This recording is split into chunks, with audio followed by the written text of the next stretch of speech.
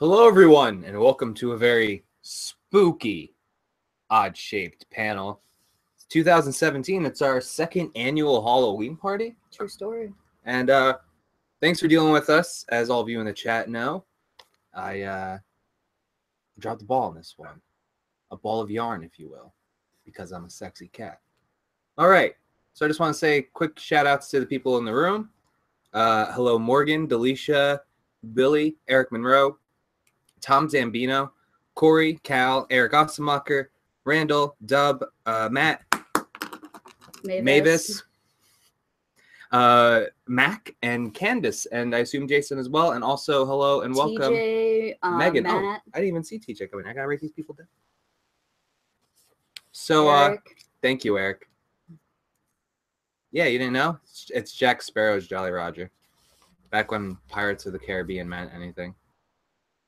So the best part, Dub's crying. the best part is Tom's costume is based on that little Adam Ellis comic, and the best part is that it also has this tiny chest hair tuft.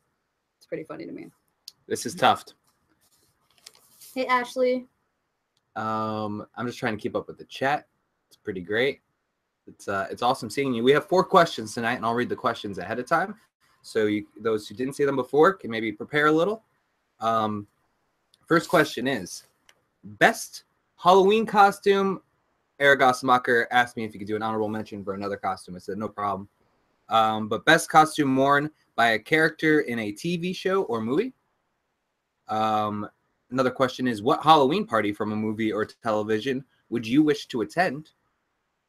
Number 3 is, what is the best use of candy in pop culture?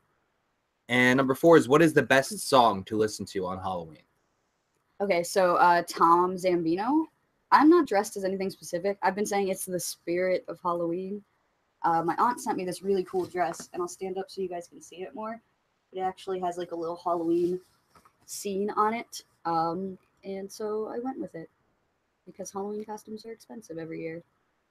So ta-da! I literally bought this for like $1.50 and the cat stuff for like $3 at Walmart. Yeah, I think it's the least I've ever spent. You're like the third person to say the Moxie thing to me, so maybe I should One just of them was make a Moxie Yeah. costume. Like I had a Yeah, wig on the other night, and I was getting that everywhere we went. And she had the hat. Yeah, the little hat my parents got for me. But Mavis is being cute. Hopefully she stays calm for the rest of the episode. She's dressed as Mavis. And we cannot forget that tonight we are doing a costume contest. And we'll be doing 3 prizes. One for best, funniest, and most original, most creative. Something like that, yeah. Most creative is what I wrote down. So these are the prizes, if you want to tell everyone what it is. This is a copy of one of my favorites, Young Frankenstein, and they come with this cool, I guess it's like a little coloring book in there. So they have these neat kind of like Day of the Dead inspired designs on there. We also have a copy of Killer Clowns from Outer Space, another classic. By the Chiodos brothers. And then we have The Fly, the Goldblum one. So hopefully everybody can get a chance to win one of these cool movies. Get a little taste of the Cronenberg unit. Hey, Vita, how's it going? Man, it's great to see everyone here. So we should probably get started as we're going on. So we're going to be doing something relatively new here, just in hopes to speed things up a bit. Yeah, TJ, I agree. We were just watching Young Frankenstein again the other day, and it holds up. Not that copy, don't worry. I'm not going to send you a used copy. Tom, you should definitely see The Fly. That one's great. There's also Vincent Price, even older versions of The Fly. Help me. All right, so I'm going to be posting the link. Morgan, if you want to click that link that I'm dropping into the chat, that'll bring you right in here. Hello, Chase. Oh, you guys are awesome tonight. This is a huge, fun Halloween party. We love you all. How's it going, Amy? Mac? We would have missed 2 kitties and a beautiful candle. All right, so this is the order of callers I have currently. We got Morgan, Delisha, and Billy are our first 3. Candace says, fun fact, there's like 0 gifs of him saying, kill me. That's not cool. Does Candace even know? No. Do you want me to go get it? Huh. Your cool gift today. Oh yeah, I can show you guys. I got something really cool for my birthday today. While we're waiting. I am not Mavis. I am just a that's Mavis. I am just a sexy cat. But she is confused. So one of my friends sent me their mother's original copy of Vincent Price's cookbook from 1965. It's actually like a first printing of it. And this thing, like when I tell you that it's a beautiful old, like aged book, and that it smells like beautiful old book, it's like chock full of pictures and recipes from Vincent Price and his wife at the time. That's a lot of spaghetti. Yeah, I'm really excited about it. It's awesome. I don't even know what to do. Yeah, both me and both me and Morgan had the same reaction, which was, oh great, now I can never top this gift. Because I was planning on getting because they're re-releasing the cookbook for anyone who's interested. He did several cookbooks. If you guys aren't too familiar with Vincent Price, he was like a true Renaissance man. He was an art collector and an art dealer, a cook. He did game shows for many years. He was did all kinds of stuff. He's awesome. Oh, perfect person to continue this conversation. Hey, buddy. Hi. Sorry. Turn him up. Yeah. I'll turn you up a bit. Hello. It might be my volume. Yeah. I was listening to okay? Gamer Grudge before this. Am I okay? Yeah, I can hear you. Give us a sec. Okay. Sorry. Yep.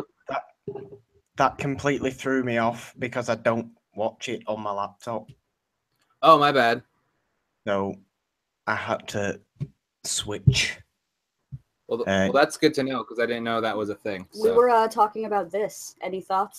Oh, don't bring that up again. Oh, the majesty of it.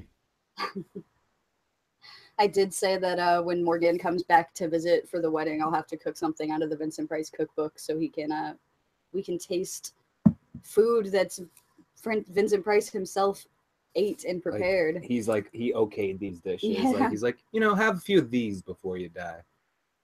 Yeah, it's the best possible meal. I also have to apologize that I'm not in any sort of costume. Oh, I thought you were Tormund until now, so. But, well, I mean, it's pretty similar. That's what I'm saying. I can be Tormund if you want me to be Tormund. All right, so Morgan I just naturally look like the man. Hipster Tormund. It's Morgan Giantsbane. That's what Morgan. Oh, that can be my new Twitter pun name. I like it.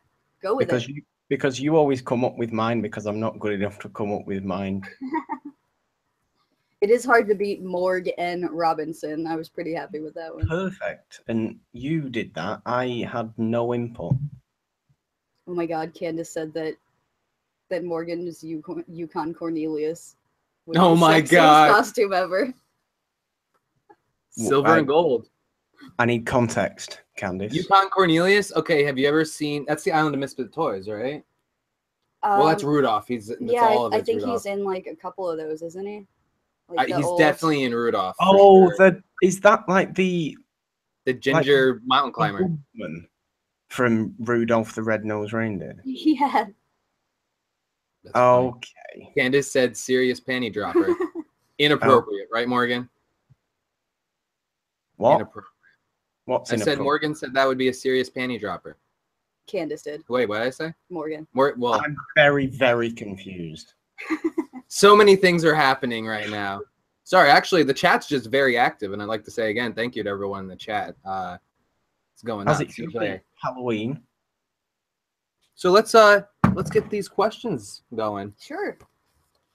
Morgan, we want to know, what's the best costume worn by a character in a TV show or movie?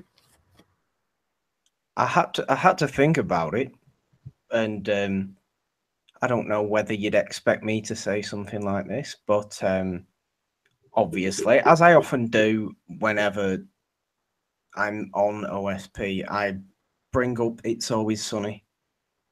And Man Spider is the best Halloween costume. Oh God. of anyone ever. Of course, the Who Got Dee Pregnant episode, where they all try and recall a drunken Halloween night. They all keep mistakenly referring to Frank's costume as Spider-Man, and eventually we find out that he wasn't Spider-Man at all. He was, in fact, Man Spider, which is just genius. It's the complete opposite of Spider-Man. It's still red and black, but it's black and red, and it's just him dressed as a spider that he refers to as Man Spider. That is like one of my favorite Halloween like costume memes. You know what I mean? Yeah. Halloween? Why isn't that a thing? I think it is, isn't it? Oh damn. Did you have a pick for that in question? Well, I know we were talking about it the other day, and I was talking. You brought up one that was really good, so it inspired me for my pick, which was Troy's alien mech suit from Community, where there's the zombie episode, and he's like comes in and he's like a badass. He's like, wow, and all of a sudden like you realize it's just cheap PVC pipe and stuff like that, and you just rip it apart right away. And then Abed is the xenomorph, right? Yes, and he looks really good. Yeah, I too am a fan of group costumes, and I don't have a specific choice, but I have a group of people with many excellent choices amongst them, and that is Ted, Marshall, and Lily from How I Met Your Mother. They always have like 3-part costumes, but like Ted is always like the third wheel, so they'll be like salt and pepper, and then I think he was like cumin or something. Like that's my favorite one: salt, pepper, and cumin. Yeah. Because it can't like be like it's not like vinegar or something.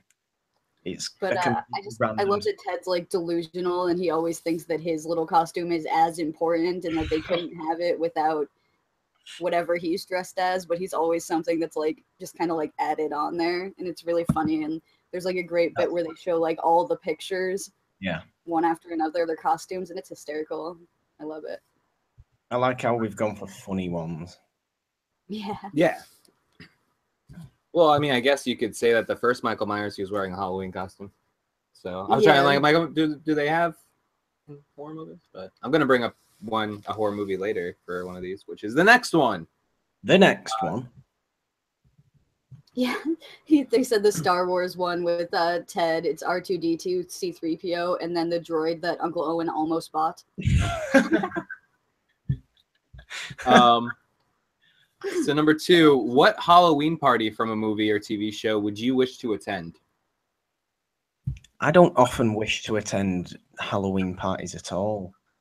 So, but you know, that's just me.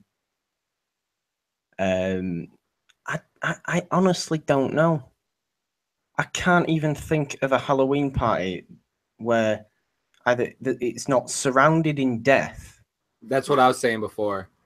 Or it's just like there's no perfect Halloween. The perfect Halloween party doesn't exist on film. Oh, I have one. The perfect Halloween party is in a room with all the OS peeps. That's true. That's the perfect Halloween party. Winner, winner, chicken dinner. I've just beat everyone. And you went first, so no one else can say that. And I went first. Count it down. Say that. I always win. Well, I have chosen to party with another motley crew of interesting characters, and I'm going to be partying with the Parks and Recreation gang. They had a few different Halloween parties there, but I would want to be at the one where Leslie basically ditches to go TP Greg Pakaitis' house. Okay. No death and destruction, really, just a little bit of like fun and hilarity with a great group of people. So yeah, Pakaitis. So I'm going with that one. That's a good shout, to be fair. All right, so I don't know. This is a 90s movie. God. Idle Hands. Have you ever seen it? Idle. Is that the stoner one? Yes. Yes, and it is where young Tom fell in love with young Jessica Alba. It's over between them. but that Halloween party seemed like it'd be a lot of fun. And yes, there's like some antics that went down, and there's 2 dead people there, but they came there and then they left because they're zombies, and it was Seth Green and Foggy from Daredevil. Okay. And the prosthetics look cool and everything, but that just looked like a fun party. And that was one where I found that not a lot of people died. Because like you were saying, Not usually too if there's a Halloween party in a lots film, of or people die. yeah, for real. So much death. Yeah, that's a good one. I favor Jessica Alba in that terrible movie that she did with Dane Cook, but she has like the little Penguin the underwear? little penguin panties. I can't deal with that. Yeah, So cute. That's my second favorite Jessica Alba moment, but the angel costume from that movie's. I'm So not a favorite Jessica Alba moment. you got to work on that, man. She's probably too old for him. Who cast Jessica Alba to be the Invisible Woman? People at Fox. Touche. Morgan, we also want to know, what's the best use of candy from pop culture? This was another difficult one. I feel like these questions were just difficult. It doesn't have to be Halloween. It could just be candy. Well, the only real thing I could possibly think of was Willy Wonka and the Chocolate Factory. There you go. Go for it. Because I love Willy Wonka and the Chocolate Factory for reasons that people don't probably love it. I love it because basically Willy Wonka is a sadistic maniac and likes to essentially kill children. And the best way of doing that is make them turn into a blueberry. Yeah. Or stretch them out. Or shrink them, then stretch them. So the best use of any form of candy in any film or TV thing is when Violet Beauregard turns into a blueberry because she just couldn't stop chewing gum. Nasty habit. Very nasty habit. I've got 4 boxes of it right next to me. Kimber, did you have a choice for this? Yes, and my choice is gonna be it's gonna come with a warning. I am not going to say spoilers. It is about something extremely recent. So do not say spoilers in the chat, please, guys, please. Oh. But my choice is the Nougat and Dart from Stranger Things 2. So I can't really go too into it because it's very brand new. We will be having a show called Otter Things, which is going to be a open call-in show and recap show for Stranger Things on Thursday. So if you want to talk spoilers, we're going to be doing that there. But please don't do it in the chat. All I will say is I too am a fan of Nougat, and Three Musketeers is in my top 3. So I loved what they did with that, and it was a great, fun choice for them to do that. It gave us like E.T. vibes and stuff, so I was a big fan of it. Which is my pick, is the Reese's Pieces in E.T. But more so how it informed a sketch comedy show called Whitest Kids You Know. And then later on, it's one of Morgan's favorites. Oh God! But that was it. There's a skit where they're like doing the alien autopsy, and they're like opening it up, and it's like Reese's Pieces are like coming out of it. So at first you're like, all right, this is an alien who only ate Reese's Pieces, but then like they like cut off a leg and then they pour the leg out. Candace is at it again with the E.T. I knew she was gonna. And they're like, it looks like Reese's Piece, and the guy's like, don't use the brand name, and he's like, peanut butter candies, and then you find out it's a piñata. But that's my pick. So I did want to say they're asking about the format of the show for Otter Things. The way we're going to do it is we are going to recap the first 3 episodes, quick rundown. Then we're going to give people a chance to call in. Then we're going to do the next 3 episodes because there's 9 of them. So we're going to do 3 episode chunks. So if at any point people have to leave because of spoilers, we're going to stick to, each cluster of episodes in order so that if people haven't seen the whole thing, they can just enjoy the beginning part and not get spoilers. And Otter Things is not a series. It's a one-night thing. It's this Thursday. I mean, we'll talk about Stranger Things again. It's not lost. We'll talk about it.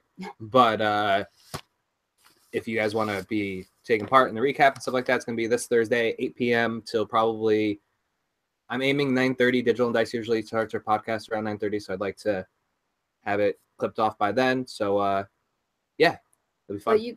But I've watched it 3 times already, so you guys should theoretically have time to watch it if you really want to by Thursday.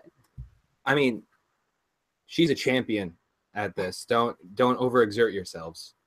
Do it. Oh God! Oh no! Be a champion. Do it. Don't sleep. Just watch Stranger Things. It's really good. All right. Well, we got one more for Morgan. Wait, Morgan looked like he had a question. Okay, go ahead. Was Whitest Kid You Know that weird grape thing? Yeah. I hated Whitest Kid You Know. Morgan. Oh, no. I don't know. Forget anything about anything to do with I'll send you that video, Morgan, just to remind you. Do not do that. Horrendous material. Look, I'm a fan. Yeah, you're clearly not. Because all British comedy ever is wonderful. Shots Yeah. fired.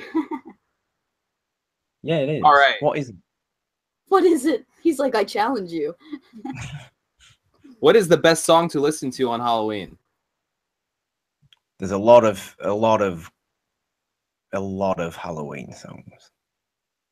There's a lot of so many good Halloween songs, and it's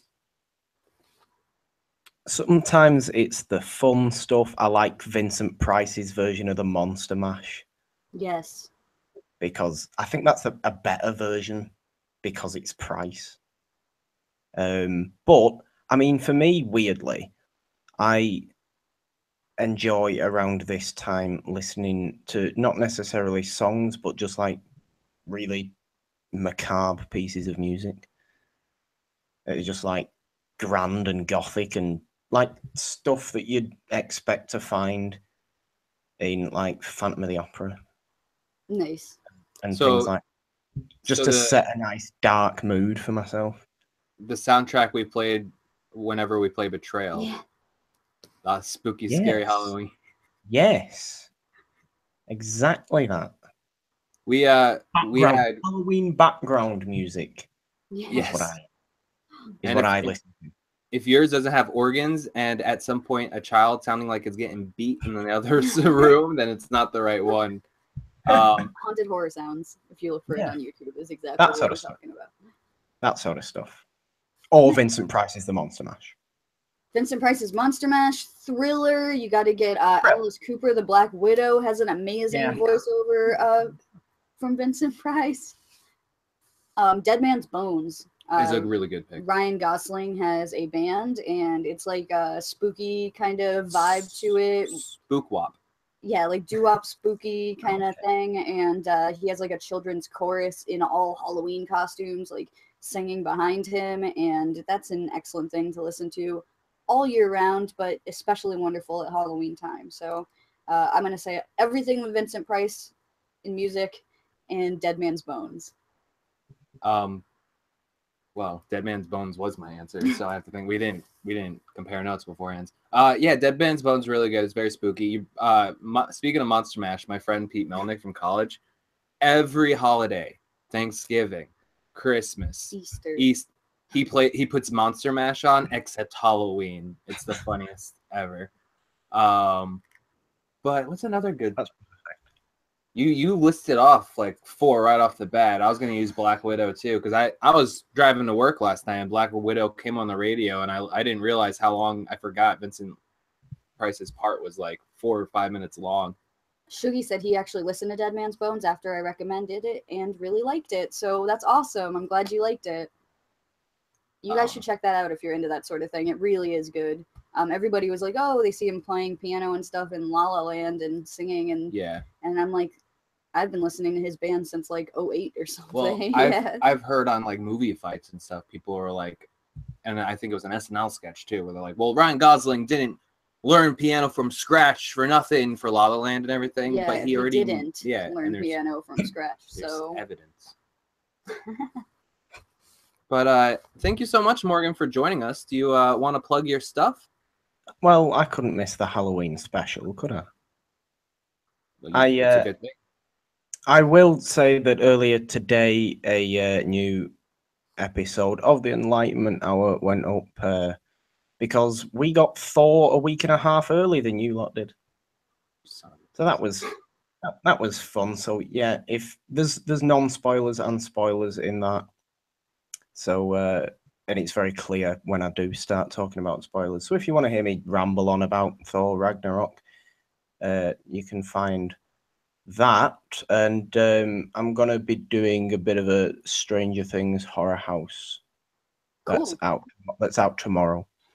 Fun. As well on Halloween, and I will try and make the Odder Things. Odder Things on Thursday as best I can. That does start an hour earlier, at least. So. Oh, that's even better than this week, really. So I should be at that as well. But yeah, apart from that, as always on Twitter at the Purple Dom. All right, buddy. Thank you so much, buddy. No problem. Bye, sleep. guys. Happy Halloween. Oh no, I cut it off. Spooky. Sorry about that, Morgan. I did not Look, mean 2 it. sexy cats. Meow. As your chance to screenshot, you lost it if you weren't quick enough. She wants to. Up next is Delisha.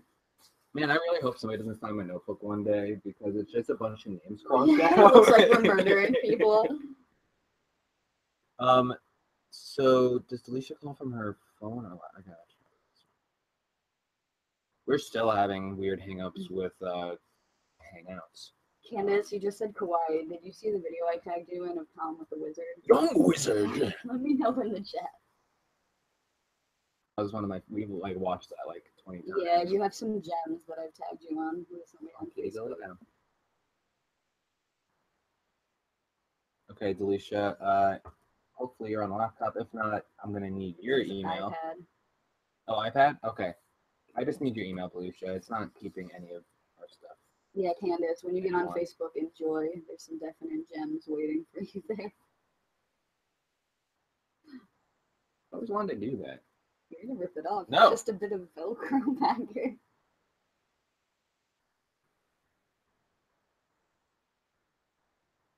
Bam, All right, Amy, thanks for stopping by. Bam, bam, bam. Bam, bam, bam. I know, it's hypnotized. Hypnotized. Hold on. I haven't tried this yet, so this may not work. This is not gonna work. It hurts. Yeah, It hurts. No, stop. stop. He's choking himself out. No. Damn it. I knew it wasn't gonna work. Woo! Woo! It's kind of doing it. Woo! There we go. Yeah. This is why you can't teach cats tricks. Did you wanna show him the drawing we did of Mormo? Yeah. Here's this painting of Mormo we're I'm drawing. sending it out tomorrow. Check this out. Speaking of spooky and Halloween, our favorite horror clown, Mormo. And he will be, we won't have a live Mormo zone tomorrow because it is Halloween and we're sure everyone wants to go out for their tricks and their treats. But we will have something up from Mormo. I don't even know what it is yet. I gotta check my email. But it will be up tomorrow. Yeah, I can send you the link again, Alicia.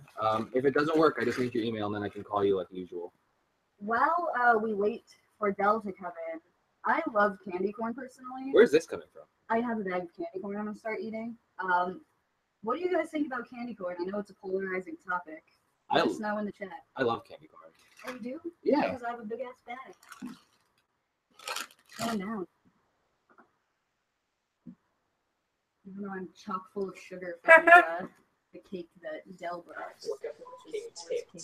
You should bring over the cake. You'll be jealous. And speaking of Delisha, Hey guys. how's it going, buddy? Good. Just tired. Well, I'm glad you got home safe and everything. Delisha was just here yesterday. It's so weird. With Cal. That's not the weird part. The weird part is seeing her here yesterday and then seeing her on night. Yeah, it was Alright, scary for a little bit, but got through it. Oh, yeah, I bet. I was on the way to work. It was ridiculous. All right, so We want to know, what is the best costume worn by a character in a TV show or in a movie? I think my answer is cheating a little bit. That's Because fine. I picked the Sanderson sisters from Hocus Pocus on account of it was Halloween and people thought they And were in everyone costume. thought they were costumes? Yeah. Nice. That's pretty good. And it's also because I couldn't think of anything better than that. Bill too, right? Didn't a bunch of people think, wait, is his name Bill? Billy. Didn't a bunch of people think Billy's costume was real too? He was my favorite. Yeah. All right. Well, number 2 is, what Halloween party from a movie or TV show would you wish to attend? Morgan was wrong. There is one that's like one of the best that we also can one up with OSP people, and that is Great Hall in Hogwarts on Halloween night with a great feast. Oh, yeah, Hogwarts. Okay, sorry, it took me a second. And then I saw the realization in Kimber's eyes, and it spoke to me. That's really good. And that's where we can have our OSP party, Halloween party. I mean, what better way for all of us to get together than in Hogwarts? Well, if you're ever interested, obviously it's probably already happening, but Ithaca, New York, which is like, I think it's about 2 hours from here, I think, so it should be about 5 hours for you. But it's a college town, and they turn it into Hogsmeade? What's the town? Hogsmeade, sorry. And then they have like Diagon Alley and stuff like that, and everyone's dressed in Harry Potter stuff, so if you're ever interested, you can do that around the All right. What is the best use of candy in pop culture? Well, I was gonna go with the iconic Reese's Pieces and E.T. only because that was the first thing that comes to mind when I think candy in movies, or like a name brand candy in movies. Well, not that Willy Wonka is a name brand because it became one. I don't know why it's not candy, but I was thinking about that scene in Matilda when they're forcing Bruce to eat the chocolate cake. Yeah. Or maybe because I have cake on the brain for obvious reasons. Yeah. But It reminds me so much of them. All right, last one. What is the best song to listen to on the radio? Not on the radio, I'm sorry. What is the best song to listen to I was Halloween? like, well, that could be a show in and of itself. Very- No, I have a couple of them. Well, we all know I don't really watch horror movies because I'm a big scaredy cat. But when I do think of Halloween and songs, I do think of the theme from Halloween because it's, again, quoting ironic, iconic. I mean, I was just playing it actually before OSP went live just to get me in the spirit of Halloween. And now I'm probably gonna have nightmares. Also, if you want to keep in tune with Hocus Pocus, that's my favorite song for Hocus Pocus is "I'll Put a Spell on You," which might be everyone else's favorite as well. But that's also a good song to play on Halloween. Yeah. And then another good thing to play on any day of the week is the Harry Potter soundtrack, Nice. which I actually listen to at work almost every day. 50 points to Hufflepuff for all the Harry Potter references. I'll try to get them in there as many times as I can. Hey, I got my Slytherin representing. I love it. I have to get a Hufflepuff sweater. I really do. Yes, we can match even more. They were just on sale at Hot Topic, so. Of course they were. All right, well, thank you so much. You're Del, welcome. We'll see you soon. Did you want to plug anything? Well, I have an article coming out soon for Jake panel website. You can also find me and Cal on November 20th, doing the aftermath show for Survivor Series coming up. It's a big invasion, so to speak, of the two brands going head to head. And you can also just find me just checking out all of you guys' stuff. Sweet. Well, thanks again so much, Alicia, and we'll talk to you soon. All right. Thank you guys. Love you guys. Bye. Yeah, thanks again for coming up. Always. Man, I need to time that better. Corn? Yeah, even though That's Chase said they taste like wax to him. That's a Game of Thrones reference. Corn? King? Billy just pops in because he's a boss. Boom. What's up? You want some candy corn? What's going on, Jughead? Ugh. I don't know, man. No, I hate candy corn. Sorry. I'm already deduct points from him. I also like pineapple on pizza, so I'm just one of the few, man. Well, I've never had it because I'm weird, and you know, I sit in the corner alone, brooding and narrating and all that stuff. Who knows? But yeah, what's up, guys? Happy pre-Halloween! Awesome costumes. Thank you. Thank you very much. Quick shout out to I'm sorry, I don't want to screw up your name, and you're so lovely. Jeff's friend. I think it's From Joy. Is it Joy? Just Jeff's friend. No, I just don't want to say it's RJOYS. I'm just gonna say Garcia because that's the last name. Hi, welcome. Anyway, we got some great questions for you, Billy. Oh, In love with pineapple on the pizza. You guys are awesome. I'm getting out of here. You can handle this. I'm gonna try it if I ever get it. Yeah, sure. Here's the thing about pineapple on pizza. It's It's gross. delicious. It's like sweet and savory, and it's wonderful. Like I always get bacon because I feel like the ham with the pineapple isn't enough. You got to get bacon on there. But Isn't you that the can't same eat thing? leftovers. Like it does not reheat well. You have to have it like fresh right then, because pineapple is not good out of the microwave. But Yeah. we have questions. So, what do you think is the best costume worn by a character in a TV show or movie? Well, I had to think about this and think of all the shows. I did think of How I Met Your Mother. That was the first thing with the slutty pumpkin, but I did not go with that. I thought of one from a TV and movie, or a TV show and a movie. Go for it. My TV one, just because I love it so much, and I love this episode so much, is Xander's costume from Buffy when he's the soldier. And the reason for that is very simple. Because he becomes super badass. He's the only one that's badass because, you know, the whole plot of that Buffy episode is that everybody becomes the character that they're wearing. And like Buffy is a Victorian era girl, so she's just completely useless. And she's just like fainting, and it's hilarious. Then Xander's like this awesome army dude just kicking everyone's ass. And yeah, I know Candace will appreciate that one because of our shared love of Buffy. Yeah, Cal And, likes Buffy too, right? Yeah, he does. I like Buffy too. Tom likes Buffy too. Well, that's another thing that makes Tom awesome. We'll do a One Buffy more episode awesome. before we do a Lost episode. Hey, we will get that Lost episode done sometime in the near future, like 5 years from now. Who knows? So, funny story, right? We're playing Betrayal at the house on the hill with Cal and Delisha last night, and the thing has 50 different stories in it, and they all have different names, right? So we things happen in the game, and we finally get to the part where the story is revealed, and we look up which number we get to, and guess what the story is called? Is it called Lost? It was called Lost. I just stopped playing right there. That's Yeah, incredible. I thought you would appreciate that. Like, of all the stories in the whole thing, this is what we get. That's awesome. But yeah. Oh, Oh yeah, wait. and I forgot my the movie one was very quickly the Daniel from Karate Kid when he's literally just the shower guy. Like he has the whole tub and shower curtain thing going on in Karate Kid. It's awesome.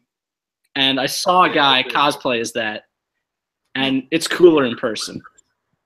Nice. I dig it. All right. So, question 2. What Halloween party from a movie or TV show would you choose to attend? Again, going off the back of Karate Kid, I would attend that party. I mean, granted, I wouldn't want to be on the bad side of Billy Zabka and the Skeletons, but you know what? That looks like an awesome party. Everyone's having a good time. Everyone's got awesome costumes, like really awesome costumes. I was surprised on a rewatch just how much that movie holds up, and that scene in particular. But yeah, it just seems like a rockin' awesome time. I thought about Hocus Pocus, which I watched for the first time this year, but then I remembered she put a spell on them to make them never stop partying. I would never want that to happen. Yeah. Sorry, I'm like sitting here because Tom took me to a Halloween party the other night up here. Like, I'm from South Florida, and like Halloween parties down there usually consist of like everybody goes downtown Fort Lauderdale and like you bar hop and you know the streets are closed off and there's hundreds of people in costumes. So Tom takes me to this party at an old haunted hotel in a tiny town called Callicoon. And we get there and it is like I felt like we were in a freaking Halloween movie party because it's literally like 30 people in this room, but like a DJ's playing and the DJ has a ridiculous costume on and it's like a bunch of like old people in like homemade masks and shit, and like one girl dressed like a flapper and she's only doing like 1920s dance moves and stuff. It was like we were in a weird Halloween movie and I was just getting flashbacks to that for some reason. It was so strange. You want to go back? To that Halloween party? Yeah. Oh, Is that maybe. the one you wish to attend? No. What did you think was the best use of candy in all of pop culture? Well, at first Tom took it and it broke my heart, which was E.T. and the Reese's Pieces. Because, well, that's not only just one of the best uses of candy, that's just one of the best uses of a product in a movie. And it works because it's also it's important to the plot. But I had to cheat on this a little bit, and I decided to go Wreck-It Ralph, even though it is animated. The whole Sugar Rush Land, that just sounds like terrible for your health, but awesome if you're a kid, and just awesome if you just love candy. It's Willy Wonka and Mario Kart put together, and yeah, I know it's not real, but I'm gonna go with Wreck-It Ralph. Yeah, just it always I like that choice too. It always seems so sticky. Like she literally like Vanellope has like candy and shit like stuck in her hair, and that's like my nightmare. And our favorite pilot is the voice of the mayor in that. Ah, yes, it's King Candy, King Candy. who sounds like the Mad Hatter, which I love. All right. Well, last question for tonight is, what is the best song to listen to on Halloween? It's got to be Thriller. And you know the number one reason why Kimber Morgan can say it, Vincent Price. I mean, not only is it one of the greatest music videos of all time, some of the best dance moves ever, Michael Jackson could do no wrong. I love, love, love Michael Jackson. Definitely above Prince, even though I love Prince as well. They were both incredible. That narration from Vincent Price is just very creepy, and it's awesome. And yeah, it's got a great beat. It's a long music video. Yeah. And there are parts of it which I find don't hold up, and it's very funny. like the beginning where he turns into the werewolf with like the girl and stuff. That reminded me of like Teen Wolf or something, like the 80s Teen Wolf. But yeah, so that video is so massive that I have a big ass portrait of Vincent Price on my arm. I'm sure a lot of you guys have seen it at this point. And people are always asking me who it is. I get a lot of, is that Walt Disney? Is that your grandfather type stuff? And to these young kids who don't know who Vincent Price is, the only way, like I'll throw out movies all day long and they have no idea what I'm talking about. And usually it comes down to, hey, have you seen Edward Scissorhands? He's the inventor. And if they haven't seen that, I go straight for Thriller because everyone knows Thriller. I'm like, oh, he does the voiceover, and everyone knows that piece of music and that part of the song. It's just, oh, directed by John Landis. Yeah, I forgot. Yeah, but, he's also a fellow St. Louis native. He is from St. Louis, and yeah, to tie it all up, they used Thriller in the Comic-Con Stranger Things trailer. And there was literally no other song that could have been put in that trailer but Thriller. Oh yeah, and I used to know the entire dance, like front to back. I could dance like the entire thing. I haven't done it in a long time, but if I can just practice with all that stuff, I would definitely do it. Yeah. So, are you learning the dance again for the wedding? Is that what you're saying? Maybe.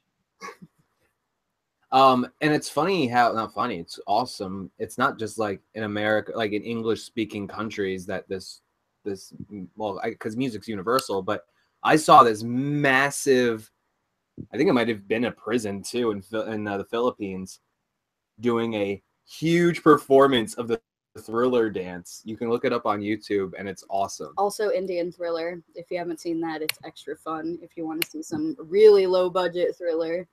Indian Thriller. Okay, I'll put that on the list. Yeah, it's pretty funny. Candace says she'll learn it with you. Yeah, they all want you to do the dance, buddy. So you're locked in now.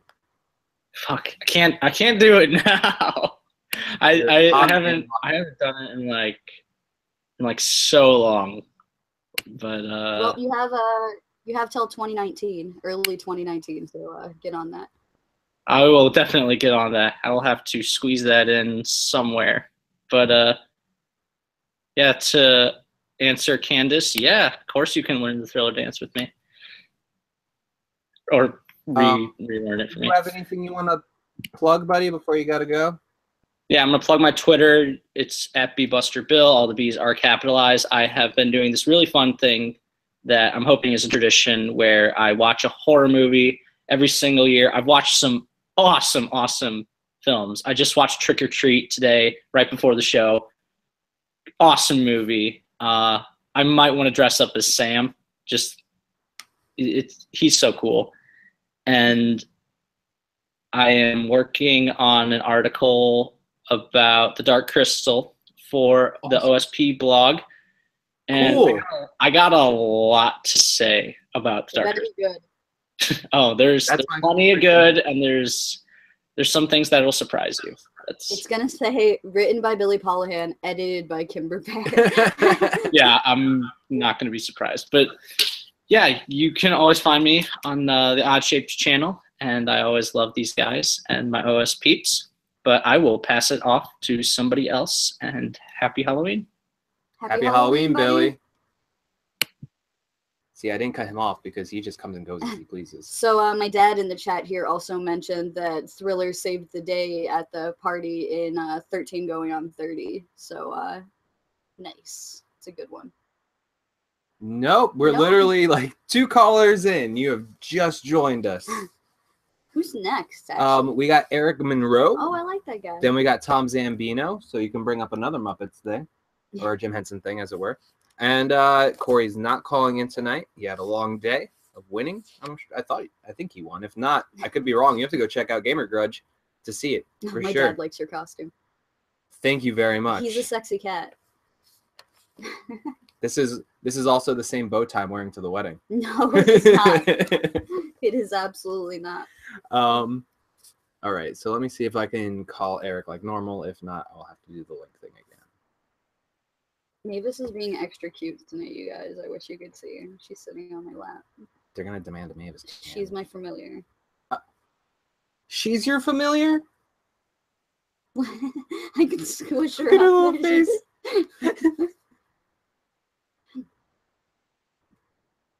Mavis really loved Randall.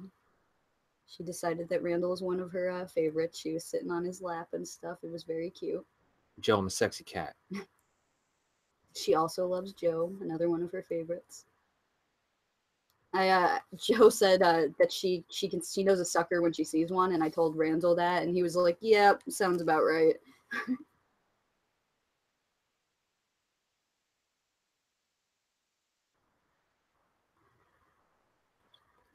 What did you see? It's a laser spooky. Pointer? Or? No, I'm. You know how like cats can see ghosts? Mm-hmm. That's what I was doing. But you were on it. I was doing a cat behavioral thing. And here's our buddy. Hey. Oh, nice. Put him on the costume. What is up? What is the name of your I'm the costume? evil mad scientist. I am the evil mad scientist, Dr. Monroe. Nice. Before anyone gets any ideas about like what my plans are, I have no plans for world domination or anything like that. I'm going to do something so much better than that. I'm going to bring the one true king, Stannis Baratheon, back to life. Listen, I've been studying my book of the dead. My book of the dead. I can make this happen. Zambino, I've no. been studying it up. I've been studying everything up, and I have the head and I have the body. I'm keeping the Oh dream my God. alive. Even if he comes back, it's zombie status. I don't care. Just need status Look. in my life. I will let everyone know that I am one of Dr. Monroe's more successful hybrids from the island. I got off the island. It just was getting too weird there. We let him go. Well, you look great. I love it. For sure. Thank All right, you. well, Both you two do. Both of you look great. let's get into these questions. What is the best costume worn by a character in a TV show or a movie? So Billy took my. I was so sure no one was going to say the Karate Kid, the shower. I love that so much. My only backup I could think of is from E.T. when they run into that awesome Yoda. I love that. That's like the best Yoda. When I take E.T. trick or treating and they see that Yoda, that is like the best Yoda costume I have ever seen in my entire life, and it stays with me even to now because it was just so good. Nice. So yeah, I'd Good say choice. Yoda's a backup. Yoda's a backup. I just want to give some credit to Mr. Barrett because I didn't think of Tomcat. I could have just said that and not made that lady out so disappointed Yeah. when this woman comes up to us outside. She's like, "What's your costume?" She's obviously like asking everybody at the party for the little contest. And Kimber's like, "Oh, I'm the spirit of Halloween." And she looks at me, "What are you?" And I'm like, "I'm a sexy cat." And She's like, she goes, "Thanks for that. Thanks." And just walks away. I'm like, "Oh my gosh." Oh, that's great. That's awesome. All right, number 2. What Halloween party from a movie or TV show would you wish to attend? No, it's not exactly a Halloween party, but I have to say it. I have to say the masquerade ball scene from Labyrinth. I absolutely love it. It's so elegant and awesome. There's creatures. Sarah looks gorgeous. David Bowie looks amazing. And I want to be there. I want to be dancing with the creatures and with Sarah and with everyone. And it's just so amazing, that scene. I get lost in it. Everyone will get lost in it when you watch the Labyrinth. So yeah, I'm going to say the ballroom scene from Labyrinth. Yeah, it's I would. not really a I Halloween would roll up to that party, and I would think that I looked like Sarah, but actually, I look like Hoggle. That's the thing. What? You would look great. You would look great. Look at Tom's face. I'm Hoggle. I like Sir Didymus. I love that dog. I want to own one of them. I want him to live in my house and just be awesome because he's so cool. It's like the greatest dog of all time. Yeah, you know how I feel about puppets and stuff. Labyrinth is definitely one of my favorites that I've been watching since childhood, and I know that a lot of people in the group would agree with you that that would be a super fun place to be.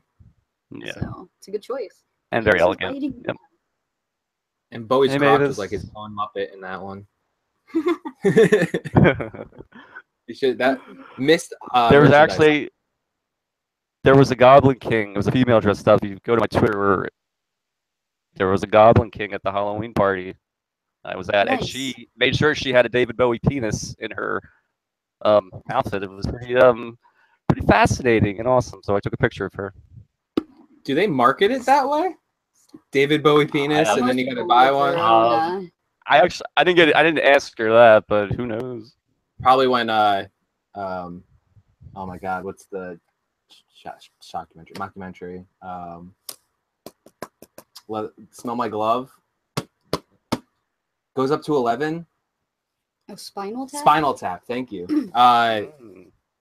The cucumber in the aluminum foil. I always loved that gag, and he got stopped at the metal sweet. detecting. Yeah, I'll have to. I'll send you a message. But a few years ago, my friend Josh, he's actually the bridesman in my wedding. Him and his fiance dressed up as they did Labyrinth together, and she was the Goblin King, and he was Sarah, and she looked freaking amazing. Like he was hilarious, but she looked a pretty. Now, was she ballroom Sarah? Was he ballroom Sarah, or was he just regular Sarah? He was regular Like Sarah. her regular outfit.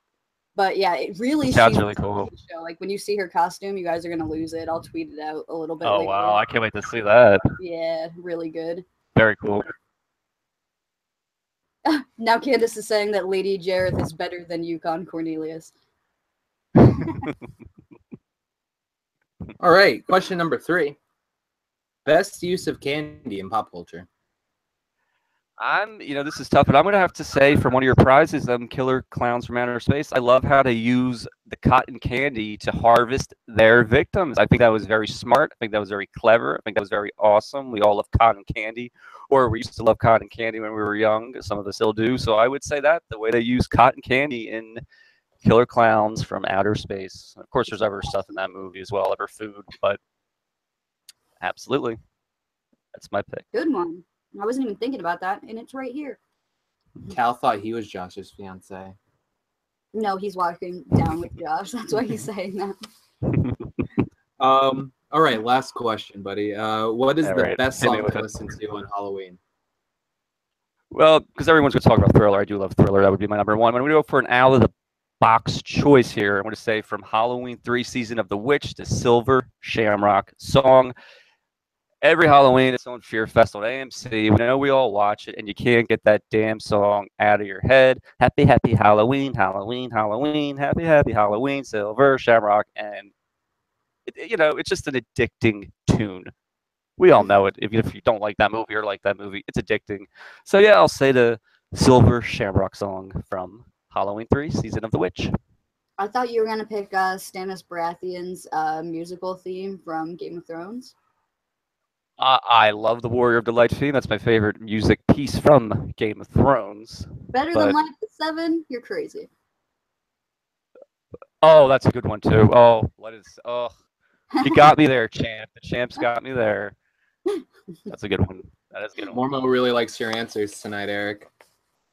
Thanks, Mormo. I can't see the chat right now. Love you, buddy. All right, well, that's all 4 questions. Did you want to plug anything? I've nothing to plug, but I definitely will be calling into the next Encrypted because I do have a ghost story to tell, and I will 100% be calling into your Stranger Things recap show. I watched every episode in a day. It was so amazing. I loved it, and I can't wait to talk about it with you guys on Thursday. And you can find me on Twitter at mmkoch. That's Koch200, and you can let me know everything you think. And great to see you guys. As always, I want to give a special shout out to Jeff. I don't know if he's still in chat, but best wishes to you, buddy. Love you, my friend. Aw. Yeah, he's great. Did you add that Stannis loving lady from that thread, by the way? Yes, I absolutely added her. I'm not gonna DM her. That would be too creepy. But I'm gonna try to answer her tweets and stuff. And maybe who knows? Maybe she's not married, single. We found Connect. The status guy. I mean, as much as I love Ken Knapsack, he's a guy, and I am a straight guy. But yeah, to find a girl that loves Stannis, that's the ultimate. We did find a girl who does in fact love Stannis. She even sounded a little like Eric in the response that she wrote. She was like the one true rightful king, and I was like, is she married? So she knows. Yeah, she was DMing. Yeah, Kimber was DMing me that. I was like, this girl knows her stuff. Absolutely agree with her 100%. So we'll send this girl that episode. This episode, just so we know. But anyway, thank you so much, Eric. Absolutely. Happy Halloween, everyone. Pleasure as always. Can't wait to see everybody else's costumes. Yes, for sure. Yeah, we're excited too. Bye, you look great. Stay spooky. Thank you, you too. I liked the clever play on his name as well. He was funny because he's like, well, I haven't DM'd her or anything because I don't want to be creepy, but I pictured him in the wig with the gloves typing her. Good times. What'd you do? It just trying to bring Stannis back to life. You want to Stannis and chill? Oh man, we got Tom Zambino next. Tom, I will need your email. Oh wait, hold on. What's his name? It's said. I'm still eating candy corn. Nope, didn't work. Yeah, I'll still need your email. Thanks, YouTube. Remember when everyone's name would just show up and then I could click on? They really, I feel like, in YouTube, I know you're listening. Just put a call button right on the chat so I can call people. That's it. Then I can just go, boop, call.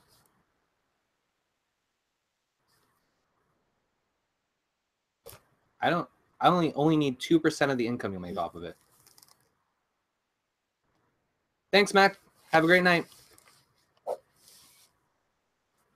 Is Tom still around? He might not be. So I will put a star next to his name, and I will call our resident devil. You'll cow him? I'll Give him a cow? Yeah. That's me. Don't call me.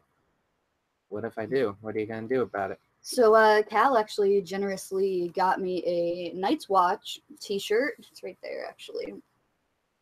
I'm gonna bring this cake over. That So yeah, taking the black. I got my shirt here, and you'll be seeing me rock this frequently.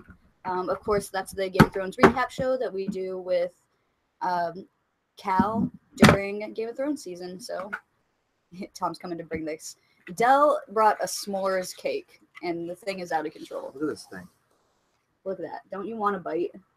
Look how delicious. Graham cracker. I'm the thing at the diner. Oh, Tom is still here. So I think we'll have to try him after Cal. I'm the thing at the diner. Ah, sticky. Throw some candy corn on there. I'm the thing at the diner. Oh, it's perfect the way it is. Hey, Cal, it looks like you are in spooky headquarters from Encrypted here. Actually, this is the Halloween theme for the lighting set. Ooh. Let me click it so people can see what I'm talking about. Oh, wait, I gotta mute the other one. The way it is. Hey, Cal. All right, can you hear me? Yes. Okay, sorry, I was on the other one by accident. Okay. You doing a bit? Are you doing a thing? No, what am I doing? I don't know. I was waiting Alexa, for you play guys- Monster Mash. I was waiting for you guys. Oh, isn't that licensed? I don't care. She knows what's up. So, how's it going, man? Not bad, not bad. I woke up early and went to school still today, but it was fun. We got home safely. There's one scary patch that we hit, but that was fine. All right. And Well, how funny was it that Vicky and Robin all of them were playing the same game that we were playing? The same. Yeah, That's that's so so crazy. All right, I got my answers written down. I love Vicky. She's the nicest. she is super nice. All right. Let's get into this. Cal, we want to know what's the best costume worn by a character in a TV show or movie? So I had no idea, so I just thought of the only costume I could think of, and that was from Mean Girls, Lindsay Lohan's costume. She's like, everyone thought she's like a zombie wife, or a zombie whatever, zombie bride, but she was the ex-wife. That's the only thing I could think of. That's a good one. What about a Halloween party that from a movie? I couldn't think of anything either for that, so I just saw the one with Buffy, with the one that not the one that Billy said, but the one where they go to the frat house and like all their fears come true, and then they're like, "Oh no, we got to fight that scary demon," but then they didn't see underneath it said like actual size. Yeah. It was the size of like a thing, and they just step on it. It was funny. I am the destroyer of all. Yeah, I remember Yeah, that. like, quiver before me, but it's like a little thing. Okay. Do you have a answer for the best use of candy in pop culture? Okay, yeah, I got two. One was in a TV show. Well, both are in TV shows actually. One was from the Family Guy. Like, you know how they always have like flashback sequences, like thing, and two people get into a car accident. They fly out of their windshields, and one guy's chocolate goes into the peanut butter, and he's like, the guy's like, "Oh no, he got his peanut butter on my chocolate," and the other guy's like, goes, "Oh no, he got this chocolate on my peanut butter," and then it's like, "Shh, Officer Reese's." Oh, like, well, what's the situation? And then he just like kills them both, and he gets that idea for Reese's peanut butter cups. So that was a good one. The other one was from the show Monk. I don't know if people watch the show Monk, but in Monk there was an episode. They have several Halloween episodes, but the one that his brother's giving out Halloween candy, and three of them have poison because the killer used poison to kill his wife because that's her favorite like candy. But he wasn't sure. He couldn't just make one because then they would know that was like him that did it. So he made like 5 of them and put them into the store, and then it went out to everyone, and like it was just something like that. But there was like Monk solved it, and it was just a good one. And to use a candy bar as poison, it was a pretty good episode. Also, Candy and Lost, the Apollo bars. Oh my god! All right, so I think and they used that on Once Upon a Time as well. So it was like a continuing theme that went everywhere. Ashley is showing love for Monk in the chat here, so you're not alone. and the the thing you're talking about with distributing like poison through the stores by placing them in stores, that like really happened Yeah, with with, like aspirin, right? It's when they used to have the capsules for aspirin that you could open up and then reclose when they were just like the little capsules. They had a couple cases of people who were putting arsenic in those, and to cover their tracks, they were sending random. They were like putting it in bottles in stores. I think it was one woman in particular did it to kill her husband, and then she sent like 5 of them And to then stores. tried to sue the company, even though Yeah. she was the one. She got caught. Yeah. Oh man. But She got caught with like it was the most random way because she used to have like a little mortar and pestle that she would grind up this algae controlling Yeah. stuff to put in her fish tank. rocks, yeah. And then she did the poison in that, so they found like the bits of the Fish tank rock, yeah. stuff, and they caught her that way. And Ashley said it happened. That actually happened. The monk thing happened in her town, and now they're not allowed to trick or treat. That's kind of crazy. Was that the Deer Park one? I think Oh, wait. that might have been the No, same. I think the Deer Park one was a kid one. Because Deer Park comes up all the time on the murder mystery shows we watch. All right. Last question. Yep. Pixie sticks they did in her town. They said Oh, people wow. were doing. I watch a lot of true crime shows, so Yeah. that I definitely have seen as well. Okay. What is the best song to listen to on Halloween? So like I was gonna say Thriller, but like everyone said it. So I'm just gonna go by anything by the great artist Edward Sheeransby. So just any song by him, preferably Photograph, that'd be good, or Thinking Out Loud. Any song by Edward Sheeransby, because it always makes me happy. In Halloween's happy times. Yes, isn't everyone happy? You get candy and you get to see people in costumes. It's all good times. And I think we'd be remiss not to mention the David Pumpkins theme song. Yes. What is that? Our intro for last year. Oh, I had no idea. But I did like the music from the game that we played, and I was mentioning how like it always crescendoed when it was Alicia's turn because she was stuck in that freaking basement and she couldn't get out. I told her not to go. Wasn't that her was- fault, man. The room collapsed from under her feet. It's true. Yeah, that is true. Well, if she rolled a high enough number, she would have been safe. Like I saved myself, I guess. It was good. It's good. It's all chance. Yes. It's all chance. All right, buddy. Well, did you have anything you wanted to plug while I'm... Yeah, we just did the Anything Gamer else? Grudge, and I guess we're doing another Gamer Grudge the next Monday, I think, and then another one the week after that. Like we just have continuous Gamer Grudges, I guess. We also have the Encrypted on Wednesday for Ghost Stories, and we have like I guess 10 people on the list so far. So if anyone else wants to get on it, just message me or reply to that tweet that I have, so we can get you guys on the list. We're gonna have 13 people max, so it's only 3 more spots. So if you want to get on, let us know. But I'm excited for that. Yeah, us too. For sure. And now, a lot of people are excited, and a lot of people are enjoying Encrypted. It's great. So Yes, I'm, I know. I'm really enjoying doing it, and as long Oh, as yeah, people keep liking it. actually, the next Gamer Grudge is actually featuring digital dice and the tabletop edition. So if you guys are looking for that, we're a special guest host. So should be. Oh, yeah. interesting. Yep.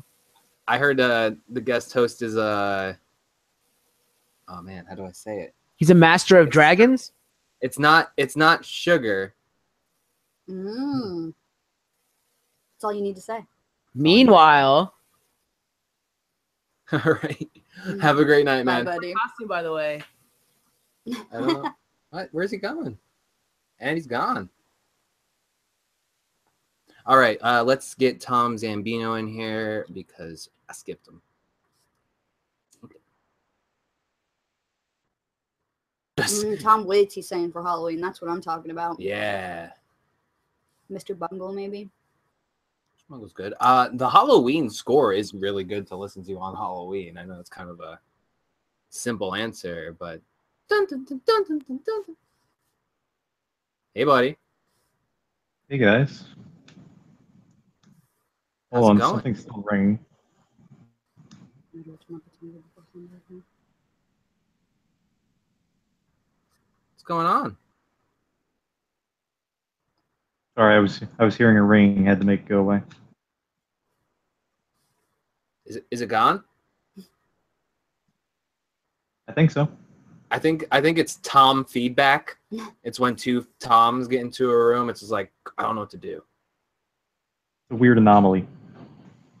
That's an odd anomaly, if you will. New subscriber. Thank you, Savannah Rice, for subscribing. Savannah Rice, do you know who that is? I do. That's Justin's fiance. Oh, really? Nice. I'm pretty sure. Unless I'm wrong and it's another Savannah, then I apologize. Thank you for subscribing. I think that brings us to 160 subscribers. Anyway, let's get to the... Tom's slow clapping. Ooh, Candace has informed us that she now has a costume on, so this is exciting news. Ooh. I guess the cat shower wasn't so bad. Oh, he confirmed, yes, that is his fiance, so you're correct. All right, so I want to know, Tom, costume worn by a character in a TV show or movie? So I have to give weird answers here. So I'm gonna dig back into Hank Hill with his devil costume that he wore as a kid that didn't fit at all. Yeah, that's pretty good. It's funny how like some shows completely like escape your head when you're like trying to think of those, but King of the Hill always had great holiday episodes. I don't know you. Bobby's just a great. But Bobby. All right. Well, what Halloween party from a movie or TV show would you wish to attend? I had no idea how to answer this, so I just went with something like The Office or Parks and Rec. So I figured that Office Halloween party be just enough. You duck out early. Yeah. There's a guy on the side, and then exiting out. Plus, it's always hilarious to see your workers get drunk. Honestly. Yeah, for sure. If I could go to any party for any holiday, I would want to do Dwight's Krampus themed Christmas that he was doing. That was funny. Yes. I forgot what he was calling it exactly, but it was great, whatever it was. But I have that same feeling though, Tom. I hate staying to parties to the end. That we'd like to duck out and not make a big fuss. And at the same time, you brought up the keys to just kind of. What was that? The key is to just subtly talk less and less, and then slip away. Like Homer Simpson's and Homer into the bush, kind of. Yeah. If it was a party. But I also we go to the Christmas party, and we don't drink, so it's hilarious. My company Christmas party, so it's hilarious to see coworkers getting a little tanked and stuff. All right, number 3. What is the best use of candy in pop culture? Hold on a second here. It's not actually shaped, but it's a Reptar bar. It's got a Reptar bar. Have you tried it yet? I saw it on Twitter. He said it was good. Oh, was it? Yeah. Good. It was actually. It was exceptionally sweet, but the icing was not terrible. It's like icing inside a candy bar for it to be terrible. Actually, pretty good. And like that Reptar bar episode, I just watched it on Hulu the other day. Hilarious. Does it make your tongue green? Yeah. Not really. If you eat it the right way, then and you really try to get the icing off, but if you eat it like a normal human, then it's not going to do anything. You have to just paint your tongue. Who eats things like a normal? Just crack it open. Just paint your tongue green. Yeah. All right. So Spooky. What is the best song to listen to on Halloween? I feel like everybody's giving traditional Halloween songs, but for me, I'll go with the truly spooky. And mostly it's because of the story behind that I'm song. sorry. You cut out for a second. We didn't hear your selection. What was that? I went with the truly spooky Black Sabbath. Nice. Nice. And it's mostly because of the history behind that song. It was, I forget whether it was Geezer. I believe it was Geezer.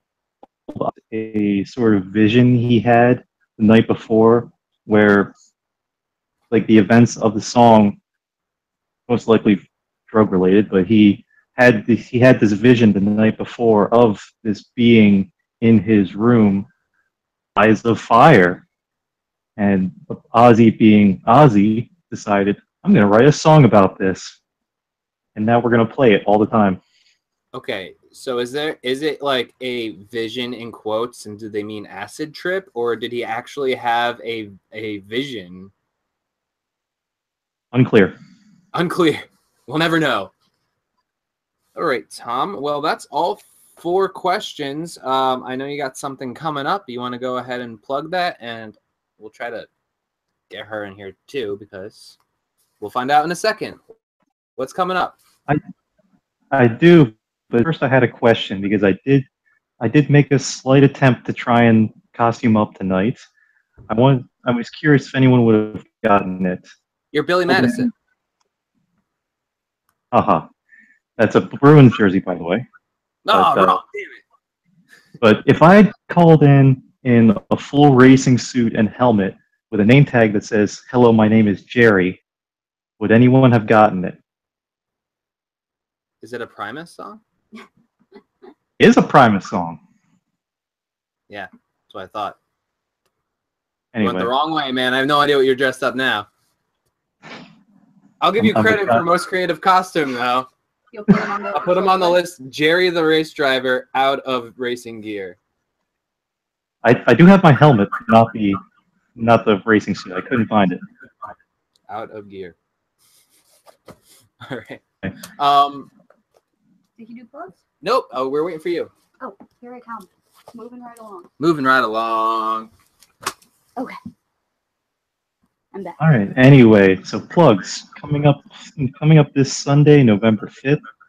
I will be joined by our friend Kimber Barrett here to have her episode with the Muppet movie, Cars and Popcorn, this Sunday at 3 Eastern Time. And also following that, sorry, I'm a little tired, so I'm kind of stammering here. But after that, November 19th, I think, it's the weekend of Justice League.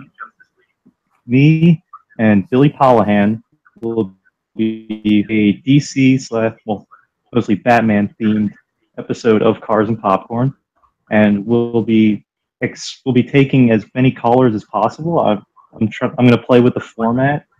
We may do live calls. We may do just a large panel through all the cars and vehicles of Batman. Oh, So if anyone That's cool. So if anyone wants to join in, please let me know. I'll be there. and so definitely. You even have one of those, the original toys of the Batmobile, don't you? Yeah, for sure. Exciting. All right, you want to let him? No, we'll never let Tom go. All right, I guess I'll let Tom go. Thanks, man, for joining us. Have a great night. Happy Halloween. You as And well. I'll see you on Sunday. I'm excited. Bye. And he's gone. All right, I'm gonna throw the link back for Eric Osemacher, who is next. After Eric, the list is Randall, Dub, and Matt. If you guys don't want to call in, just let me know, and we'll figure it out. So yeah, as he said, this upcoming Sunday, I'm going to be doing a fight for fan friction with Alicia. I think he's ahead of you. How did you do that? Alicia Malone is going to be guest judging for fan friction this weekend, and I'm going to be fighting Jonathan Youngblood and Garrett McDowell. There was a slight roster change. And did you say the time difference already? It's an hour earlier than usual, and then later in the day, I will be joining Tom Zambino for Cars and Popcorn, where we are going to be talking about the Muppet movie and Fozzie the Bear's Studebaker. So I'm really excited.